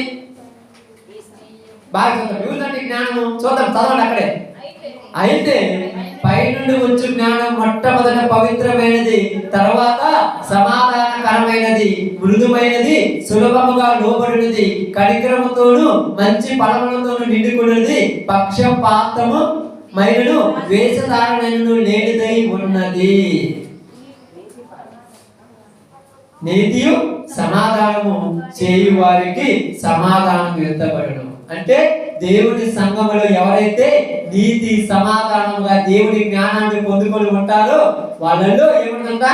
దేవుని ప్రేమ, సమాధానము, దేవుని గురించినటువంటి ప్రేరేపణ అనేక మందికి బోధించాలనుంటది. మరి ఇందాక నేను చెప్పిన జ్ఞానం ఎక్కడి నుండి వచ్చిందంట? పై నుండి వచ్చినది కాక అక్కడ ఏముందంట? భూ సంబంధమైనది దెయ్యముల జ్ఞానము. అండర్లైన్ చేసుకున్నది. ఏ జ్ఞానం అంట? దెయ్యాల జ్ఞానము. ఏదైనా దెయ్యాల జ్ఞానం అంటున్నాం ఏంటంటే అవును మరి అది బైబిల్ చెప్తుంది. ఇప్పుడు ఈ జ్ఞానం ఏం చేస్తుందంట? అల్లరియు, అక్కడ ఏమంటంట? అల్లరియు ప్రతి నీచ కార్యము, అల్లరి ప్రతి నీచాతి నీచమైన కార్యములు. ఇప్పుడు ఈ సంఘాలు ఏమన్నా తెలుసా? మత్సరాలు ఉంటాయి, క్రోధాలు ఉంటాయి, అసూయలు ఉంటాయి, కుళ్ళు ఉంటది, కుతంత్రాలు ఉంటాయి, ఒకళ్ళంటే ఒక చూసి ఓర్చుకోలేదు. మరి పరిశుద్ధుల సంఘంలో ఏముండాలి? సమాధానం ఉండాలి. మరి పరిశుద్ధాత్మ నీ మీదకి వచ్చినప్పుడు నీ మీద నీకెందుకు అసూయ, నీకెందుకు మత్సరము, నీకెందుకు మత్సరము? మత్సరం ఏం చేస్తుందంట? మత్సరం మనిషిలో ఉంటే ఏం జరుగుతుంది తెలుసా? ఏం జరుగుతుందమ్మా తెలుసా? మత్సరం వల్లంట లోపల ఉన్న ఎముకలు కుళ్ళిపోతాయంట. బైబిల్ గ్రంథంలో సాగిత గ్రంథంలో చెప్పాడు. ఎముకలు ఏం చేస్తాయంట? కుళ్ళిపోతాయంట. ఆ ఎముకలు కుళ్ళిపోతే మనిషి కృషించిపోతారు అనమాట. ఓకే, దాని గురించి ఈసారి దేవుడు అవకాశం ఇస్తే వచ్చే వారంలో సబ్జెక్ట్ చెప్తాను. కాబట్టి బాగా గమనించి ఆలోచించండి. ఇక్కడ ప్రతి నీచ కార్యము అల్లరి ఎక్కడ ఉంటాయంటే దెయ్యముల సంబంధమైన జ్ఞానం కలిగిన దాంట్లో ఉంటున్నది. ఎందుకంటే మనం బాగా గమనించి ఆలోచిస్తే ఈ దెయ్యములు ఎక్కడ ప్రారంభించింది చూద్దాం. ఈ దెయ్యాన్ని ఎక్కడ ప్రారంభించిందంటే ప్రకటన గ్రంథము 12వ అధ్యాయము 7వ వచనం ఒకసారి చదువుదాం. అంతట పరలోకమందు యుద్ధము జరిగెను. మిఖాయేలును అతని దూతలను ఆ ఘట సర్పంతో యుద్ధము చేయవలెనని ఉండగా ఆ ఘట సర్పము దాని దూతలను యుద్ధము చేసిరి కానీ గెలవలేకపోయిరి. గనుక పరలోకమందు వారికి నివాస స్థలము లేకపోయును. కాగా సర్వలోకమును మోసపుచ్చుచు అపవాది సాతానుని పేరు గల ఆది ఘట సర్పము, ఆ మహాగణ సర్పము పడద్రోయబడెను.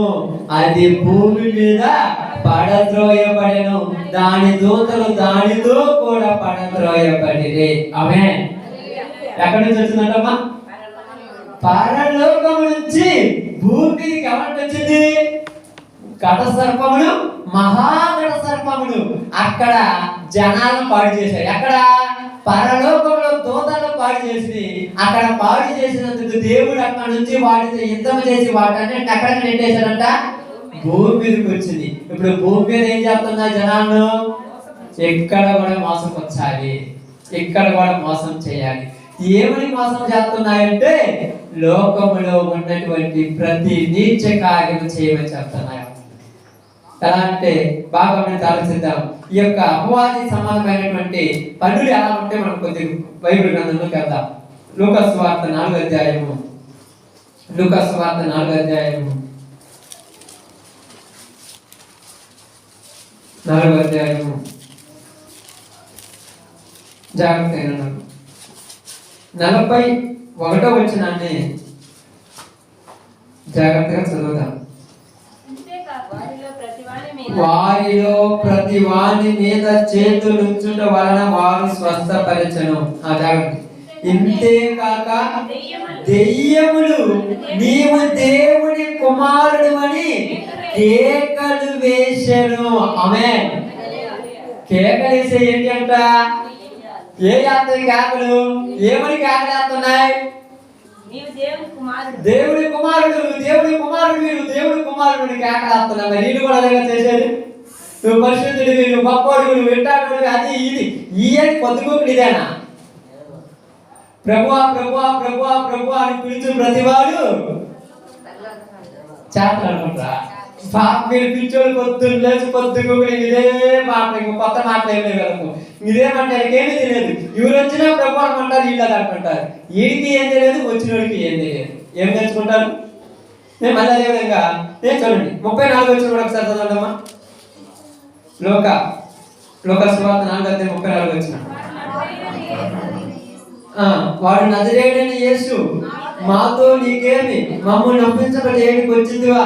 నీవెవడివో నేను ఎరుగుదును, నీవు దేవుని పరిశుద్ధుడు అని బిగ్గరగా కేకలేస్తుంది. ఎవరు కేకలేస్తున్నాడంట? నువ్వు పరిశుద్ధుడి, నువ్వు పరిశుద్ధుడు, ఆయన పరిశుద్ధుడు. మరి దాని తెలియదు. నువ్వు చెప్పాలి పొద్దుగూకులు పరిశుద్ధుడు పరిశుద్ధుడు పరిశుద్ధుడు అని. అమ్మా నువ్వు చెప్పాలి. ఏం చేస్తున్నాయి? కేకలు. ఆమేన్. కేకలు వేసేది ఎవరంట? దెయ్యాలు. ఈరోజు అందరూ ఏమేమి చేసేది? పరిశుద్ధుడా పరిశుద్ధుడా పరిశుద్ధుడా పరిశుద్ధుడా పరిశుద్ధుడా పరిశుద్ధుడా పరిశుద్ధుడా. అదే పని పని ఇంకేనే పని లేదా? ఆయన పరిశుద్ధుడే కాదని ఎవరన్నా అన్నడా? కేకలేమని ఆయన చెప్పిండా? కేకలేమని చెప్పిండా? ఏమి సాధించమన్నాడు ఆయన శిష్యులను పంపిస్తూ? సర్వలోకానికి వెళ్ళి సర్వ సృష్టికి సువార్తను ప్రకటించాలి. ఇది ప్రకటించమని చెబితే ఇది ప్రకటించే వాళ్ళు ఉన్నారా?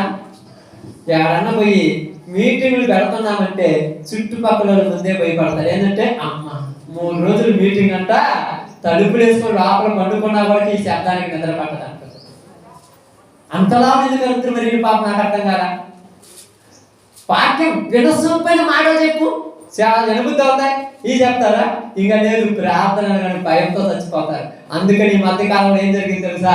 ప్రార్థన మీటింగ్లు పెట్టుకోవాలన్నా పర్మిషన్ కావాల్సిందే. జనాలకు ఇబ్బంది అయిపోతుంది. ప్రార్థన ఇబ్బంది కంటే ప్రార్థన చేస్తున్నారు ఈరోజు. మరి గంట తోడి నాన్ స్టాప్ గా బాక్స్లో ఉన్నాయని, సౌండ్ సిస్టమ్ ఉందని అరుస్తూ కేకలేస్తుంటే ఎవరు ఓర్చుకుంటారు? ఆలోచించండి, ఎవరు ఓర్చుకుంటారు? నువ్వు చెప్పు, నీతి చెప్పు. నీతిని వద్దంటే వేరు. కొంతమంది పండిత నీతి వాక్యం చెప్తున్నా, మాకు చెప్పొద్దంటే అది వదిలే, వాటి గురించి మనకు అవసరం లేదు. పొద్దు గూగులు నువ్వు లేదు లేదు ఒక ఆరాధనని ఒక భజనని ఏదేదో చేస్తా ఉంటే ఎక్కడ చెప్పండి? చాలా ప్రాంతాల్లో కనుక ఇంక ఏముండదు. కొంతమంది కొన్ని ప్రాంతాలకు వెళ్ళినప్పుడు చూసినప్పుడు వాళ్ళు కూడా అరుతుంటారు, స్వామి అయ్యప్ప అని పొద్దు గూకులు. ఇంకేముండదు? ఏమనుందా? ఇంకా పొద్దు గూకులు అదే పని అదే పని అదే తాళం అదే తాళం. మరి వీళ్ళు నీతిని బోధించండి, నీతిని చెప్పండి ప్రజలకు. వీళ్ళు వింటారంటే వింటారా? యేసు పరిశుద్ధుడు యేసు పరిశుద్ధుడు యేసు పరిశుద్ధుడు. నువ్వు పొద్దు గూకులు వచ్చినంత మాత్రాన్ని ఏమన్నా అవుతుందా? ఆయన పరిశుద్ధుడు కనుక ఈ లోకానికి వచ్చి సర్వ మానవాళి వరకు ప్రాణం పెట్టాడు. మనములో కూడా పరిశుద్ధులుగా మారమన్నాడని చెప్తాడా?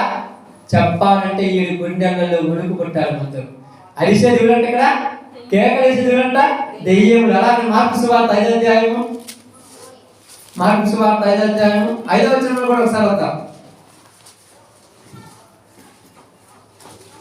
వాడు ఎల్లప్పుడూ రాత్రి పగుళ్ళను సమాధులలోను కొండలలోను కేకలు వేయుచు తన్ను తాను రాళ్లతో గాయపరుచుకొనుచుండెను. ఇప్పుడు వీళ్ళు ఏమంటారంటే కేకలు వేస్తారు, గాళ్ళతో గాయపరుచుకుంటూ ఇన్ని చేస్తున్నాడు. వీడికి దెయ్యాలు పట్టే సేనా దెయ్యాలు ఒకటి రెండు కాదు, ఎన్నో పట్టాయి వీడికి. ఈ దెయ్యాలు పట్టినాడు వీడు కూడా ఏం చేస్తున్నాడు? అరుస్తూ కేకలు వేస్తున్నాడు. ఇప్పుడు మనకు మీకు ఒక డౌట్ వేస్తున్నాడు, అదిగో నేను చెప్పేది మీకు తప్పు కాదు, కానీ దేవుని ఆత్మ మన మీదకి వచ్చినప్పుడు మనకేమీ తెలియదు అంటారు. బాగా ఉంటాను, నిజంగా చెప్పేదంతే. కొరింథీయులకు రాసినటువంటి మొదటి పత్రికలో కొత్త ఈయన కూడా మనకు కొన్ని విషయాలు చెప్పాలిగా. ఆలోచించకపోతే చెప్పలేకపోతే మనము అజ్ఞానం అయిపోతాం. కొరింథీయులకు రాసినటువంటి మొదటి పత్రిక 14వ అధ్యాయం బాగా 14వ అధ్యాయం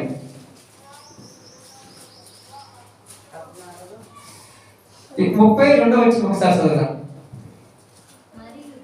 మరియు ప్రవక్తల ఆత్మలు ప్రవక్తల స్వాధీనంలో ఉన్నవి. ఆమేన్. ఏంటమ్మా? ప్రవక్తల ఆత్మలు ప్రవక్తల స్వాధీనంలో ఉన్నవి అంటే ఏంది? అంటే అర్థం ఏంది? బాగా అర్థం చేసుకోండి. ప్రవక్తల ఆత్మలు ప్రవక్తల స్వాధీనంలో అంటే ఏంది? నీ మీదికి పరిశుద్ధాత్మ వచ్చినప్పుడు నీ ఆత్మ నీ స్వాధీనంలో ఉంటుంది. కాబట్టి నువ్వు ఎంత దూరం ఏం చేయాలో నీకు తెలుస్తుంది. నీకు తెలియకుండా నువ్వు గంతులు వేసుకొని ఎగిరి డ్యాన్స్ వేసి కింద బైబిల్ ఉన్నా కూడా బైబిల్ కూడా దొరుకుతుంటారు. వీళ్ళు ఎగురుతా పాపం.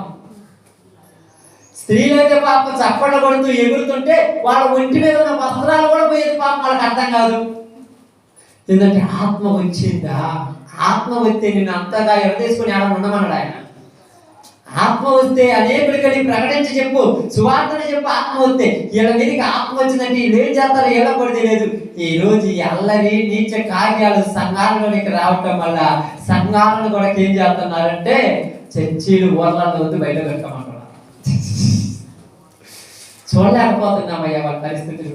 లక్షల లక్షల మంది, వేల మంది, కోట్ల మంది ఇదే స్వభావం చెందిన వాళ్ళే. సత్యమైన వాక్యం చెబుతుంటే వీళ్ళ సంఘాలలో ఏమి లేదంట, ఉద్యోగం లేదంట. ఉద్యోగం వస్తే ఆత్మ వస్తే ఉద్యోగం వస్తుందంట. ఉద్యోగం వస్తే ఏం చేయాలి? ఉద్యోగం వస్తే ఎగరాలంట. ఎగరకపోతే వాళ్ళకి ఆత్మ రాలంట. ఏమి నేర్చుకుంటున్నారు కదా పాపం. ఒక ఆయన ఈ చేత పైకి కొట్టుకుంటాడు, ఈ చేత పైకి ఎత్తుతాడు, ఏం అడుగుతున్నాడు ఆయన కూడా తెలియదు పాపం.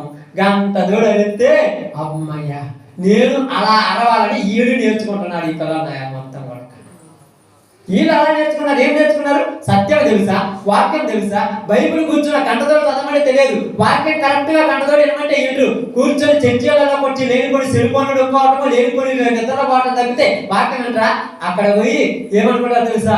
సక్రమైన ఆరాధన, నేను కూడా ఆరాధన చేస్తాను. నేను రేపు నార్మల్గా వ్యక్తివేనా అంతే. గంటన్నర తోడి ప్రార్థన పెట్టింది దేనికి తెలుసా? ఒక గంటైనా వాక్యం చెప్పాలి. నువ్వు వచ్చి గంటన్నర తినేస్తే దెయ్యం కన్నా మళ్ళీ వాడు కూడా తెలుసా? అక్కడ వాక్యం చెప్పకుండా మీరు పోయి మీ పని చేసిరండి. ఇప్పుడు వస్తాడు 10 నిమిషాలు నేను వర్షం చేస్తాను అంటాడు. 10 నిమిషాలు టైం పెట్టుకోండి. 10 నిమిషాలు అంటే అక్కడ 10 అవుతాయి. అరపాట మాట్లాడికే అరగంట పట్టుద్ది. ఆ రాగం ఇటు తిప్పి అటు తిప్పి అటు తిప్పి ఇటు తిప్పి ఇంకా లేదండి అంటుంటారు పాపం. అక్కడక్కడ కనపోయినప్పుడు వాళ్ళ భక్తిని కనపరిచేటప్పుడు వాళ్ళు కూడా ఏమంటారు తెలుసా? రాలేదా ఇంకంటే వచ్చిందని చెప్పడానికి వాళ్ళు ఏదేదో చేస్తారు పాపం.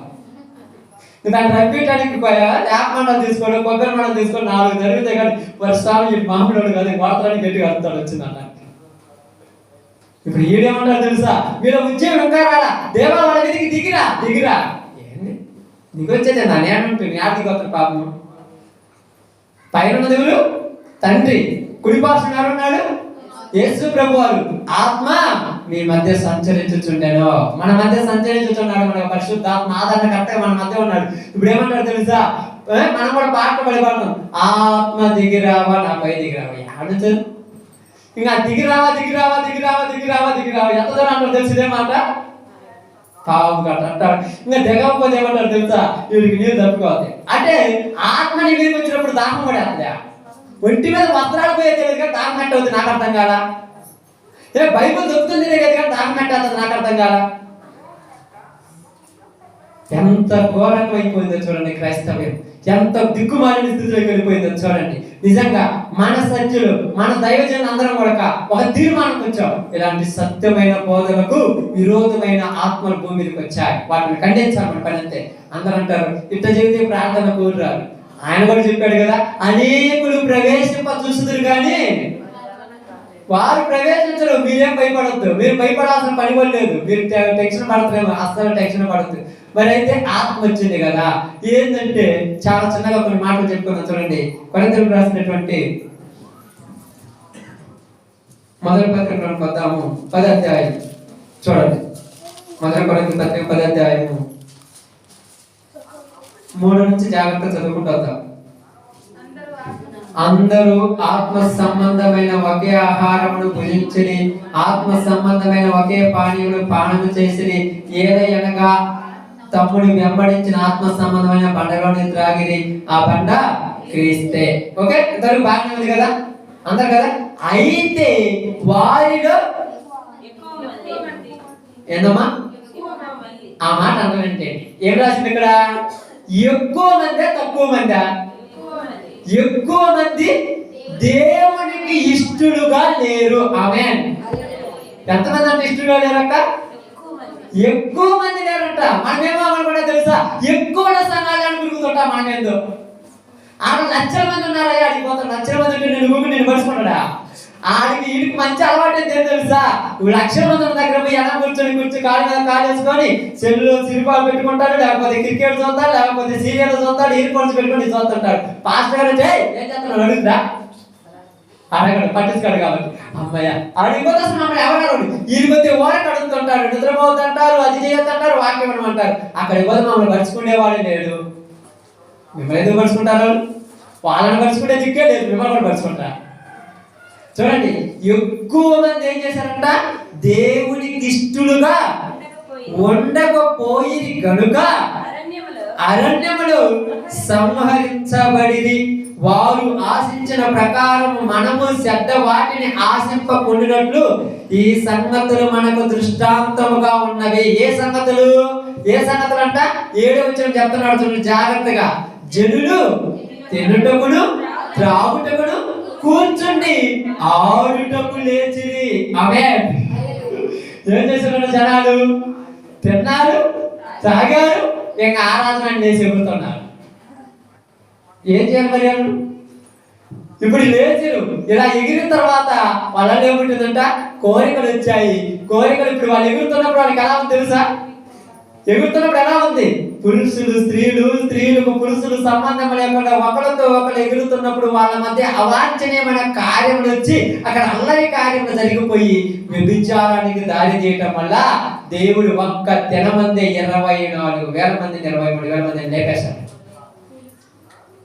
ఒక రోజు ఒక ఊళ్ళో ఇద్దరు చచ్చిపోయారు, ఊరంతా కూలిపోయింది అంటారు. ఒక ఊళ్ళో ఒక 4 చనిపోతే 4 చచ్చిపోయారు, ఊళ్ళో ఎవరైనా బోమ ముట్టుతారు అంటారు. ఒక్క దినమందే 23,000 మంది ఏం చేశారంట? ఒక్క దినమంది 23,000 మంది చచ్చి ఎక్కడ పరిస్థితి? కరోనా వచ్చి మన ముందు కాదు, ఎక్కడో ఒక 1,00,000 మంది, ఆడ 20 మంది, ఆడ 10 మంది, ఆడ 15 మంది వచ్చారంటే అయ్యో అన్నా. ఒక్క రోజే ఒక గుంపులు 23,000 మందిని లేపేశాడు. దేనికి? అల్లరి కార్యాలు చేసినందుకు. పరిశుద్ధాత్ముడు అల్లరి గలక చేయాల్సింది, ఆత్మల కొరకు ప్రయాసపడాలి. మరి వచ్చినప్పుడు పరిశుద్ధాత్మ ఎలా ఉంటారయ్యా మనుషులు అంటే బైబిల్ గ్రంథంలోకి వద్దాం. యోహాను రాసిన సువార్త యేసు ప్రభు వారే చెప్పాడు. మళ్ళీ నేను చెప్పిన అనుకోవద్దు, మాకేదో ఇప్పుడు మేము చర్చ్ ఆఫ్ గాడ్ మినిస్ట్రీలో మన సేవకుల మీద మేము మంచోళ్ళని చెప్పుకోవడానికి చెప్పట్లేదు. బైబిల్లోనే చెప్తున్నాం. బాగానండి. నేను 14వ అధ్యాయము 26 నుంచి చదువుతాం. 26 జాగ్రత్త చదవడం. ఆదరణకర్త అనగా తండ్రి నామమున పంపబోవు పరిశుద్ధాత్మ సమస్తమును మీకు బోధించి నేను మీతో చెప్పిన సంగతులన్నిటినీ మీకు జ్ఞాపకము చేయును. ఆమేన్. ఏం చేస్తున్నాడమ్మా? ఈ పరిశుద్ధాత్మ మీ మీదకి వచ్చినప్పుడు ఏం చేస్తుందంట? సమస్తమును మీకు బోధించును. బోధించబడిన మనం కోరుకుంటామా? అన్ని నేర్చుకున్న కోరుకుంటామక్క. అనేక మందికి తెలియచెప్తాం. మనకి జ్ఞాపకం చేస్తుంది. అదిగో అక్కడ అది కదా, ఆనాడు ఇశ్రాయేలు ప్రజలు ఇలా అల్లరి చేసి నాశనం అయిపోయారు, మనం అల్లరి చేయకూడదు సంఘాలలో అని మనకు తెలియజేస్తాం. ఇప్పుడు ఇలా తెలియజేస్తుందా? ఇదేమంటారు తెలుసా? అన్య భాషలు ఎందుకు? ఆ భాషలు అవసరమా? ఏం భాషలు? బైబిల్ కొరింథీయులకు రాసిన మొదటి పత్రిక 14వ అధ్యాయం చదువుకోండి. భాషలతో మాట్లాడేవాడు అర్థం చెబితేనే మాట్లాడాలి, లేకపోతే భాష వచ్చినప్పుడు మూసుకొని అక్కడ నోరు మూసుకొని కూర్చోమని చెప్పారు. వద్దు. ఎందుకంటే ఒకవేళ ఎవరైనా తెలియని వాడు లోపలికి వచ్చిందనుకో, మీరు అరిసే చూసి ఏం చేస్తున్నాడు? భయపడి వెళ్ళిపోతాడు. ఏందిరో ఇలా పిచ్చిలేసినట్టుంది అంటారు, అంతే కదా. కాబట్టి అర్థం అయితేనే చెప్పండి అంటున్నాడు. కాబట్టి భాషలైనను నిలిచిపోవును. భాషలైన ఏం చేస్తానండి? నిలిచిపోవును అని రాయబడింది అక్కడ. కాబట్టి పరిశుద్ధాత్మ మీ మీదకి వచ్చినప్పుడు ఏం జరుగుతుందంటే అక్కడ సమస్తము మీకు బోధించి నేను మీతో చెప్పిన సంగతులు మరలా మీకు జ్ఞాపకం చేస్తాను. మర్చిపోతారేమో. పరిశుద్ధాత్ముడు వస్తే జ్ఞాపకం చేస్తాడు. మరలా ఏం చేస్తాడు చూడండి. 15:26 చదవండి. అదే విషయం 15:26. తండ్రి యొద్ద నుండి మీ యొద్దకు నేను పంపబోవు ఆదరణకర్త అనగా తండ్రి యొద్ద నుండి బయలుదేరు సత్య స్వరూపమైన ఆత్మ వచ్చినప్పుడు ఆయన నన్ను గురించి సాక్ష్యమిచ్చుడు. ఏం చెప్పాలంట? ఇది దేని గురించి సాక్ష్యం ఇస్తున్నారు? ఆత్మ వచ్చిందని దేని గురించి సాక్ష్యం ఇస్తున్నాడు?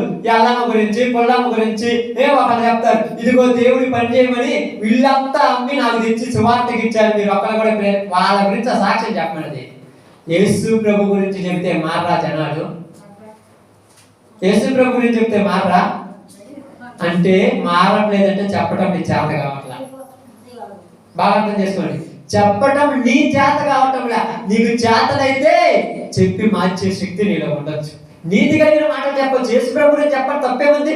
పరిశుద్ధాత్మ నీ దగ్గరికి వచ్చినప్పుడు, నీ మీదకి వచ్చినప్పుడు యేసు ప్రభువుల గురించి సాక్ష్యం ఇచ్చింది. అందుకే అపోస్తలులు అందరూ కూడా ఎవరి గురించి సాక్ష్యం ఇచ్చారు?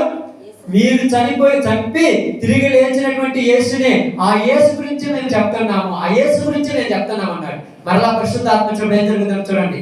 అదే యోహాను సువార్త 6వ అధ్యాయము 16వ అధ్యాయము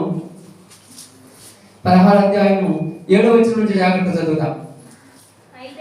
అయితే నేను మీతో సత్యము చెప్పుచున్నాను, నేను వెళ్ళిపోవడం వలన నీకు ప్రయోజనకరము.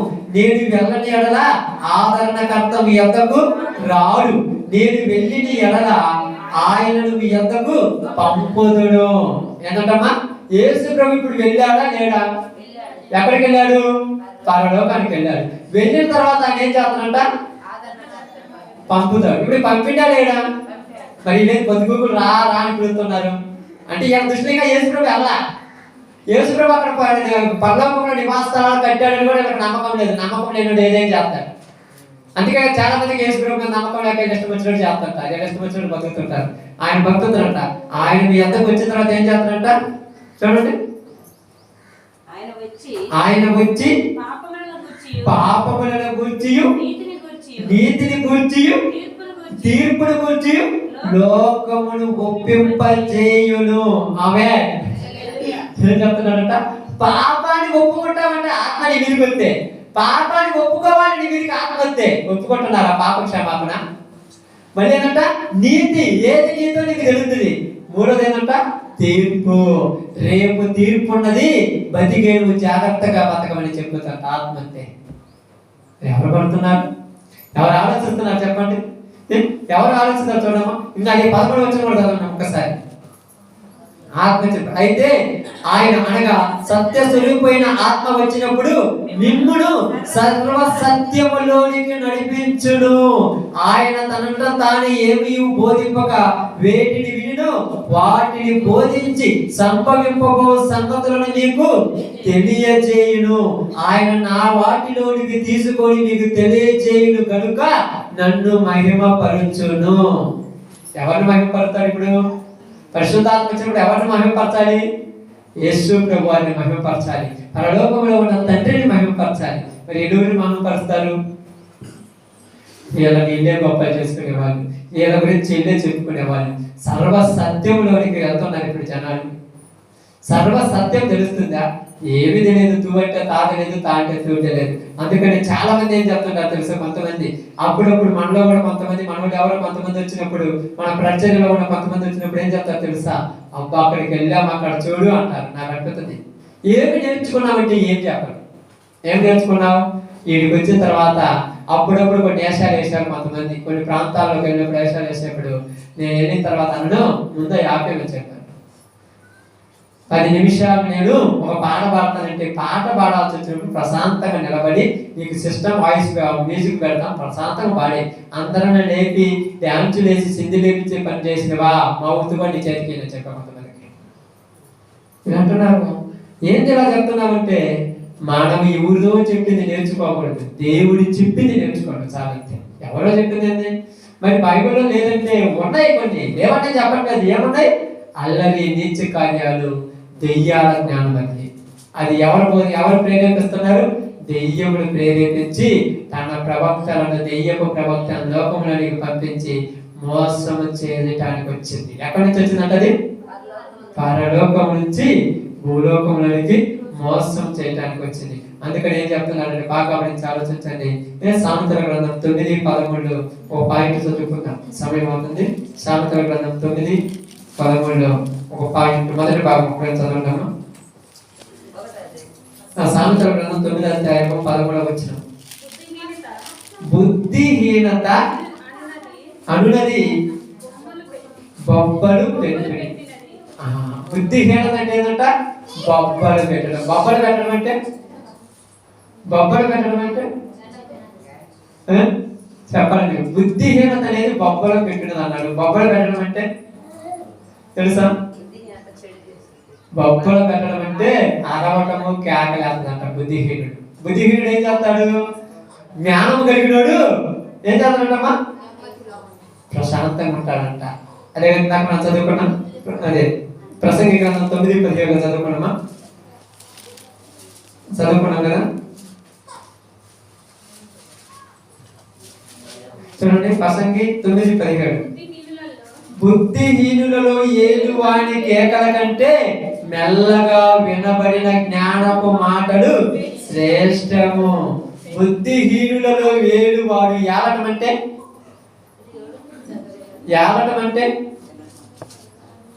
అంటే పరిపాలించడము అంటే అనేక మంది బుద్ధిహీనులలో కేకలేచి చెప్పేవాడి కంటే కూడా మెల్లగా జ్ఞానము కలిగిన మాటలు చెప్పటమే శ్రేష్టము. చాలా ప్రకారం మనం ఆలోచించి గమనిస్తే బైబిల్ గ్రంథం ఇదే చెప్తుంది. బుద్ధిహీనులంతా అరుతారు, కేకలాడతారు. అందుకే కదా తప్పు ఏదో చూడండి, కొంతమంది ఏమి చెయ్యని చేతగాడు ఏం చేస్తాడు, కొట్టని చేతగాడు ఏం చేస్తాడు అక్క, ముందు కరకరగా అడుగుతుంటాడు. పెద్దవాళ్ళు చూడండి, కరవని కుక్కంట మురుగుతుంట, మురిగే కుక్క ఎప్పుడు కరవదు. సరుకు లేనివాడు అడుగుతుంటాడు, వాక్యం సబ్జెక్ట్ లేనివాడు కొద్దిగా అడుగుతూ ఉంటాడు, అది ఏదో టైం పాస్ చేస్తుంటాడు. కానీ వాక్యం ఉన్నాడు అనుకుంటారు తెలుసా, ఇంకొక గంట తోడింటే బాబు, ఇంకొక అరగంట తోడింటే బాబు, చాలా చెప్పాలి అలా కనిపిస్తుంటది. వీడి దగ్గర లేదు కాబట్టి ఏం చేస్తారు తెలుసా, ఏదో రకంగా టైం పాస్ చేస్తుంటాడు. బాగానండి. పిల్లలకి బడులు చెప్పేటప్పుడు కూడా టీచరు ఏమి రాని టీచర్ స్కూల్లోకి వచ్చి ఏం చేస్తారు తెలుసా, నవ్వేయటము, కామెడీలు చెప్పటము, అయ్యి చెప్పటము, ఏదో చెప్పి అంటాడు. అప్పుడే టైం అయిపోయిందా, ఇంకొంచెం అడిగితే టైం కాకుండా ఏమవుతుంది, అప్పుడే అయిపోయిందా టైము. అప్పుడు కాకపోతే నీకు ఆడ సబ్జెక్ట్ లేదు కాబట్టి ఏదో 4 మాటలు చెప్పి టైం పాస్ చేస్తారు. ఈరోజు వాక్యం చెప్పడానికి శాతగానంలో కూడా ఏం చేస్తారు తెలుసా, ఇదే టైం పాస్ చేసుకుంటుంటారు. కానీ జ్ఞానము కలిగినోడు జ్ఞాన సంబంధమైన మాటలు చెప్తూ ఉంటాడు. ఆ మాటలు వినాలి, అప్పుడే మనుషులకి ఆశీర్వాదకరం. కాబట్టి ఇలాగా పరిశుద్ధాత్ముడు వచ్చినాడని చెప్పి చాలా మంది పరిశుద్ధాత్మను ఏం చేస్తున్నారు, దూషణ పాడు చేస్తున్నాడు. ఇలా చేసే వాళ్ళకు క్షమాపణ లేనే లేదు. ఇప్పుడు వాళ్ళు క్షమాపణ లేకపోతే వాళ్ళు ఎక్కడికి వెళ్తారో దేవుడికే తెలుసు, అది మనకే తెలుసు. మరి ఎంతమంది పాత్రంటే ఎక్కువ మంది ఇష్టలుగా లేరా, తక్కువ మంది ఇష్టలుగా లేరమ్మా? ఎక్కువ మంది ఇష్టంగా లేరు. ఇక్కడ మనం 10 మంది 50 మంది ఉన్నాం అనుకోండి, అందరూ కరెక్ట్ మనం అంత లేదు. కరెక్ట్ గా ఉండే వాళ్ళు 5-3 ఉంటాం, మిగతా వాళ్ళందరూ ఇష్టంగా ఉంటాం దేవుడికి. కాబట్టి నీకు నాకు దేవుడు చెప్పేది ఏంటంటే, మరణకరము కాని పాపము మనం చేసినప్పుడు క్షమాపణ ఉంది. మరణకరమైన పాపం ఏంటంటే పరిశుద్ధాత్మను లెక్క లేకుండా, పరిశుద్ధాత్మ అంటే ఎలా పడితే అలా ప్రవర్తించే వారికి ఏముండదు, క్షమాపణ ఉండదు. ఎవరు చెప్పారు ఈ మాట? ఎవరు చెప్పారమ్మా? వాక్యం మీరు బాగా వింటేనే మీకు అర్థమవుతుంది. ఎవరు చెప్పారు ఈ మాట? ఇంకా ఎవరు చెప్పారు ఈ మాట? ఎవరు చెప్పారమ్మా? ఫస్ట్ చదివించగలరు. యేసు ప్రభువే చెప్పాడు ప్రత్యక్షంగా. యేసు ప్రభు పేతురు, యోహాను, యాకోబు చెప్తుంది, దేవుడు తండ్రి అయిన దేవుడు కాదు, కుమారుడైన యేసుక్రీస్తు వారు ఉన్నప్పుడే ఇదిగో నేను మీతో ఏం చెప్తున్నాను తెలుసా, మనిషి కుమారుడిని కూడా ఒకవేళ ఏదైనా అనకపోవడం మీకు క్షమాపణ ఉంటుంది, కానీ దూషించిన క్షమాపణ ఉంటుంది, కానీ నరహత్య చేసిన ఒకవేళ క్షమాపణ ఉంటుంది, కానీ పరిశుద్ధాత్మను మోసం చేసేవాడికి, పరిశుద్ధాత్మను దూషించే వారికి క్షమాపణ ఇహమందును పరలోకంలో ఉండదు. అంటే ఒకవేళ మరి ఎలాగయ్యే పరిస్థితి అంటే ఇంకా అవకాశం ఏమి తీరిపోలేదు. కృపకు మూలమగు ఆత్మ ఇంకా నిన్నేం చేస్తున్నది, ప్రేరేపించుతున్నది. ఇకనైనా మానుకో, ఇకనైనా పద్ధతులు మానుకో, ఇకనైనా అలవాట్లు మానుకోండి, ఇంకా మానుకోండి, అభివృద్ధులు మానుకోండి. ప్రశాంతంగా దేవుడి గురించి, దేవుడి సన్నిధిలో ఉండటం నేర్చుకోండి. సమాధానానికి దేవుడు కర్త. అలాంటి ఆటపాటలు కాదు దేవుడి కర్త. సమాధానం ఉండాలి, సమాధానం ఉండాలి. దేవుడి సంఘంలో సమాధానం లేకుండా ఎంత చేస్తే ఉపయోగం చెప్పండి. రాజకీయాలు ఎక్కడ జరుగుతున్నాయి తెలుసా? రాజకీయాలు ఎక్కడ జరుగుతున్నా? దేవుడి సంఘాలలో రాజకీయాలు జరుగుతున్నాయి. ఒకటి పెద్దోడైతే ఒకడు ఓర్చుకోడు, లోపల తగ్గుతుంటాడు రాజకీయం. ఇప్పుడు దేవుడు అంటాడు తెలుసా, ఎంతమందిని నరకంలో తగలగట్టాడా అని ఆయన ఆలోచిస్తున్నాడు. అంతమందిని కాదంట, ఇంకా ఎక్కువ మంది వచ్చినా అది రోజు రోజుకి ఏమవుతుందంట, పెద్దదవుతుందంట. రోజు రోజుకి. ఎందుకంటే పెద్దది ఎందుకు అవుతుంది, జనం పెరిగే కొద్ది పెద్దది అయిపోతుంటది. అది తగ్గే కొద్ది, అది జనం కూడా తగ్గే కొద్ది అది తగ్గిపోతుంటది. కానీ పరలోకం రోజు రోజుకి ఏం చేస్తుందంట, కుసించిపోతుందంట. ఎందుకంటే ఏర్పరచబడ్డోళ్ళు కూడా మళ్ళీ ఆ మాయలో పడిపోతున్నారు. చాలా మంది కొంతమంది నన్ను నా దగ్గరకు వచ్చి అప్పుడప్పుడు అంటారు, అన్న నేను వేరే చోటకు ప్రార్థనకి వెళ్ళినప్పుడు ఆరాధన చెప్తా ఇట్లా చెప్పిన తర్వాత నేను అన్నాను, ఇవన్నీ ఎందుకు పనికి మాని అంటే మాకెట్టా చదువు రాదు కదా, ఒక 2 ఆరాధన చేస్తే టైం అయిపోతాను అంటున్నారు వాళ్ళు పాస్టర్ గారు. చదువు రాకపోతే మంచి పద్ధతి కదా కదా అయిపోయిన టైము ఏదో జనాలకు అట్లా. ఇప్పుడు వీళ్ళ మీదకి రాగానే అరపగానే భ్రమ అనే ఒక ఆత్మ ఉంటుంది తెలుసా, మీకు చెప్పాను. ఆ భ్రమపరచగానే వీళ్ళ ఒళ్ళంతేమవుతుంది, పులకరించిపోయి అమ్మా ఏదో నా మీదకి వచ్చిందని ఇదే నిజమని నమ్మేవాళ్ళు ఈరోజు అంతా. మిమ్మల్ని కూడా కావాలంటే గట్టిగా సౌండ్ పెట్టించి బాగా ఒక శబ్దం పెట్టి చేస్తే మీరు కూడా ఆగరు, బయట వాళ్ళు కూడా ఆగరు, ఎవరు ఆగరు. ఆ యొక్క పులకరించే ఆత్మ, భ్రమపరిచే ఆత్మని వీరికి వస్తుందని యోహాను గారు ఎప్పుడూ రాశారు. మొదటి యోహాను పత్రిక 4వ అధ్యాయంలో రాశారు, సత్య స్వరూపమైన ఆత్మ కలదు, భ్రమపరిచే ఆత్మ కలదు. ఇప్పుడు పరిశుద్ధాత్మ వచ్చినప్పుడు సత్యాన్ని బోధిస్తావు, పరిశుద్ధాత్మ వచ్చినప్పుడు పాపములు ఒప్పుకుంటావు, పరిశుద్ధాత్మ వచ్చినప్పుడు నీతిని గురించి తెలియజేస్తావు, పరిశుద్ధాత్మ వచ్చినప్పుడు తీర్పుని భయపడతావు. మరి పరిశుద్ధాత్మ వస్తే జనాలు ఎందుకు మానుకోలేకపోతున్నారంటే వీళ్ళ మీదకి వచ్చింది దేవుని ఆత్మ కాదు, దెయ్యముల ఆత్మ. ఆత్మతో ఏం చేస్తారంట, అరువలు, కేకలు, కేరంతలు పెడుతూ ఉంటారంట. ఇంకా ఈ రోజుకి చాలా మంది కూడా అలాంటి వాళ్ళు చాలా చోట్లకు వచ్చినప్పుడు కొన్ని వాక్యాలకు విరుద్ధమైన పనులు చేసినప్పుడు నేను ఒకటే చెప్తాను, వారితో మనకు సంబంధం ఉంటుంది. వాడు అవసరం లేదు చెప్తాను, మీరు మానుకుంటే మానుకోండి, లేదా మీతో మాకు జోడి వద్దని బైబిలే చెప్తుంది. వాక్యానికి విరుద్ధంగా చేసిన ఎవరిని నమ్మద్దు, నన్నే నమ్మద్దు, ఇంకొకనే నమ్మద్దు. వాక్యానుసారంగా ఉన్నవాళ్ళనే మీరు నమ్మండి. అందుకే మీకు చెప్తాను, మీరు రాసుకొని పోయిన తర్వాత వారం రోజుల్లో మళ్ళా ఇంటికాడ చదవండి, అలా ఉన్నదో లేదో ఆలోచించమని ఎన్నోసార్లు చెప్తాను. మీకు చదివినప్పుడు అలా ఉంటేనే నమ్మండి, అలా లేకపోతే ఎవరిని కూడా నమ్మద్దు. కాబట్టి చిన్న మాటలు దేవుడు మనలో దీవించి మనం ఆశీర్వదించును గాక.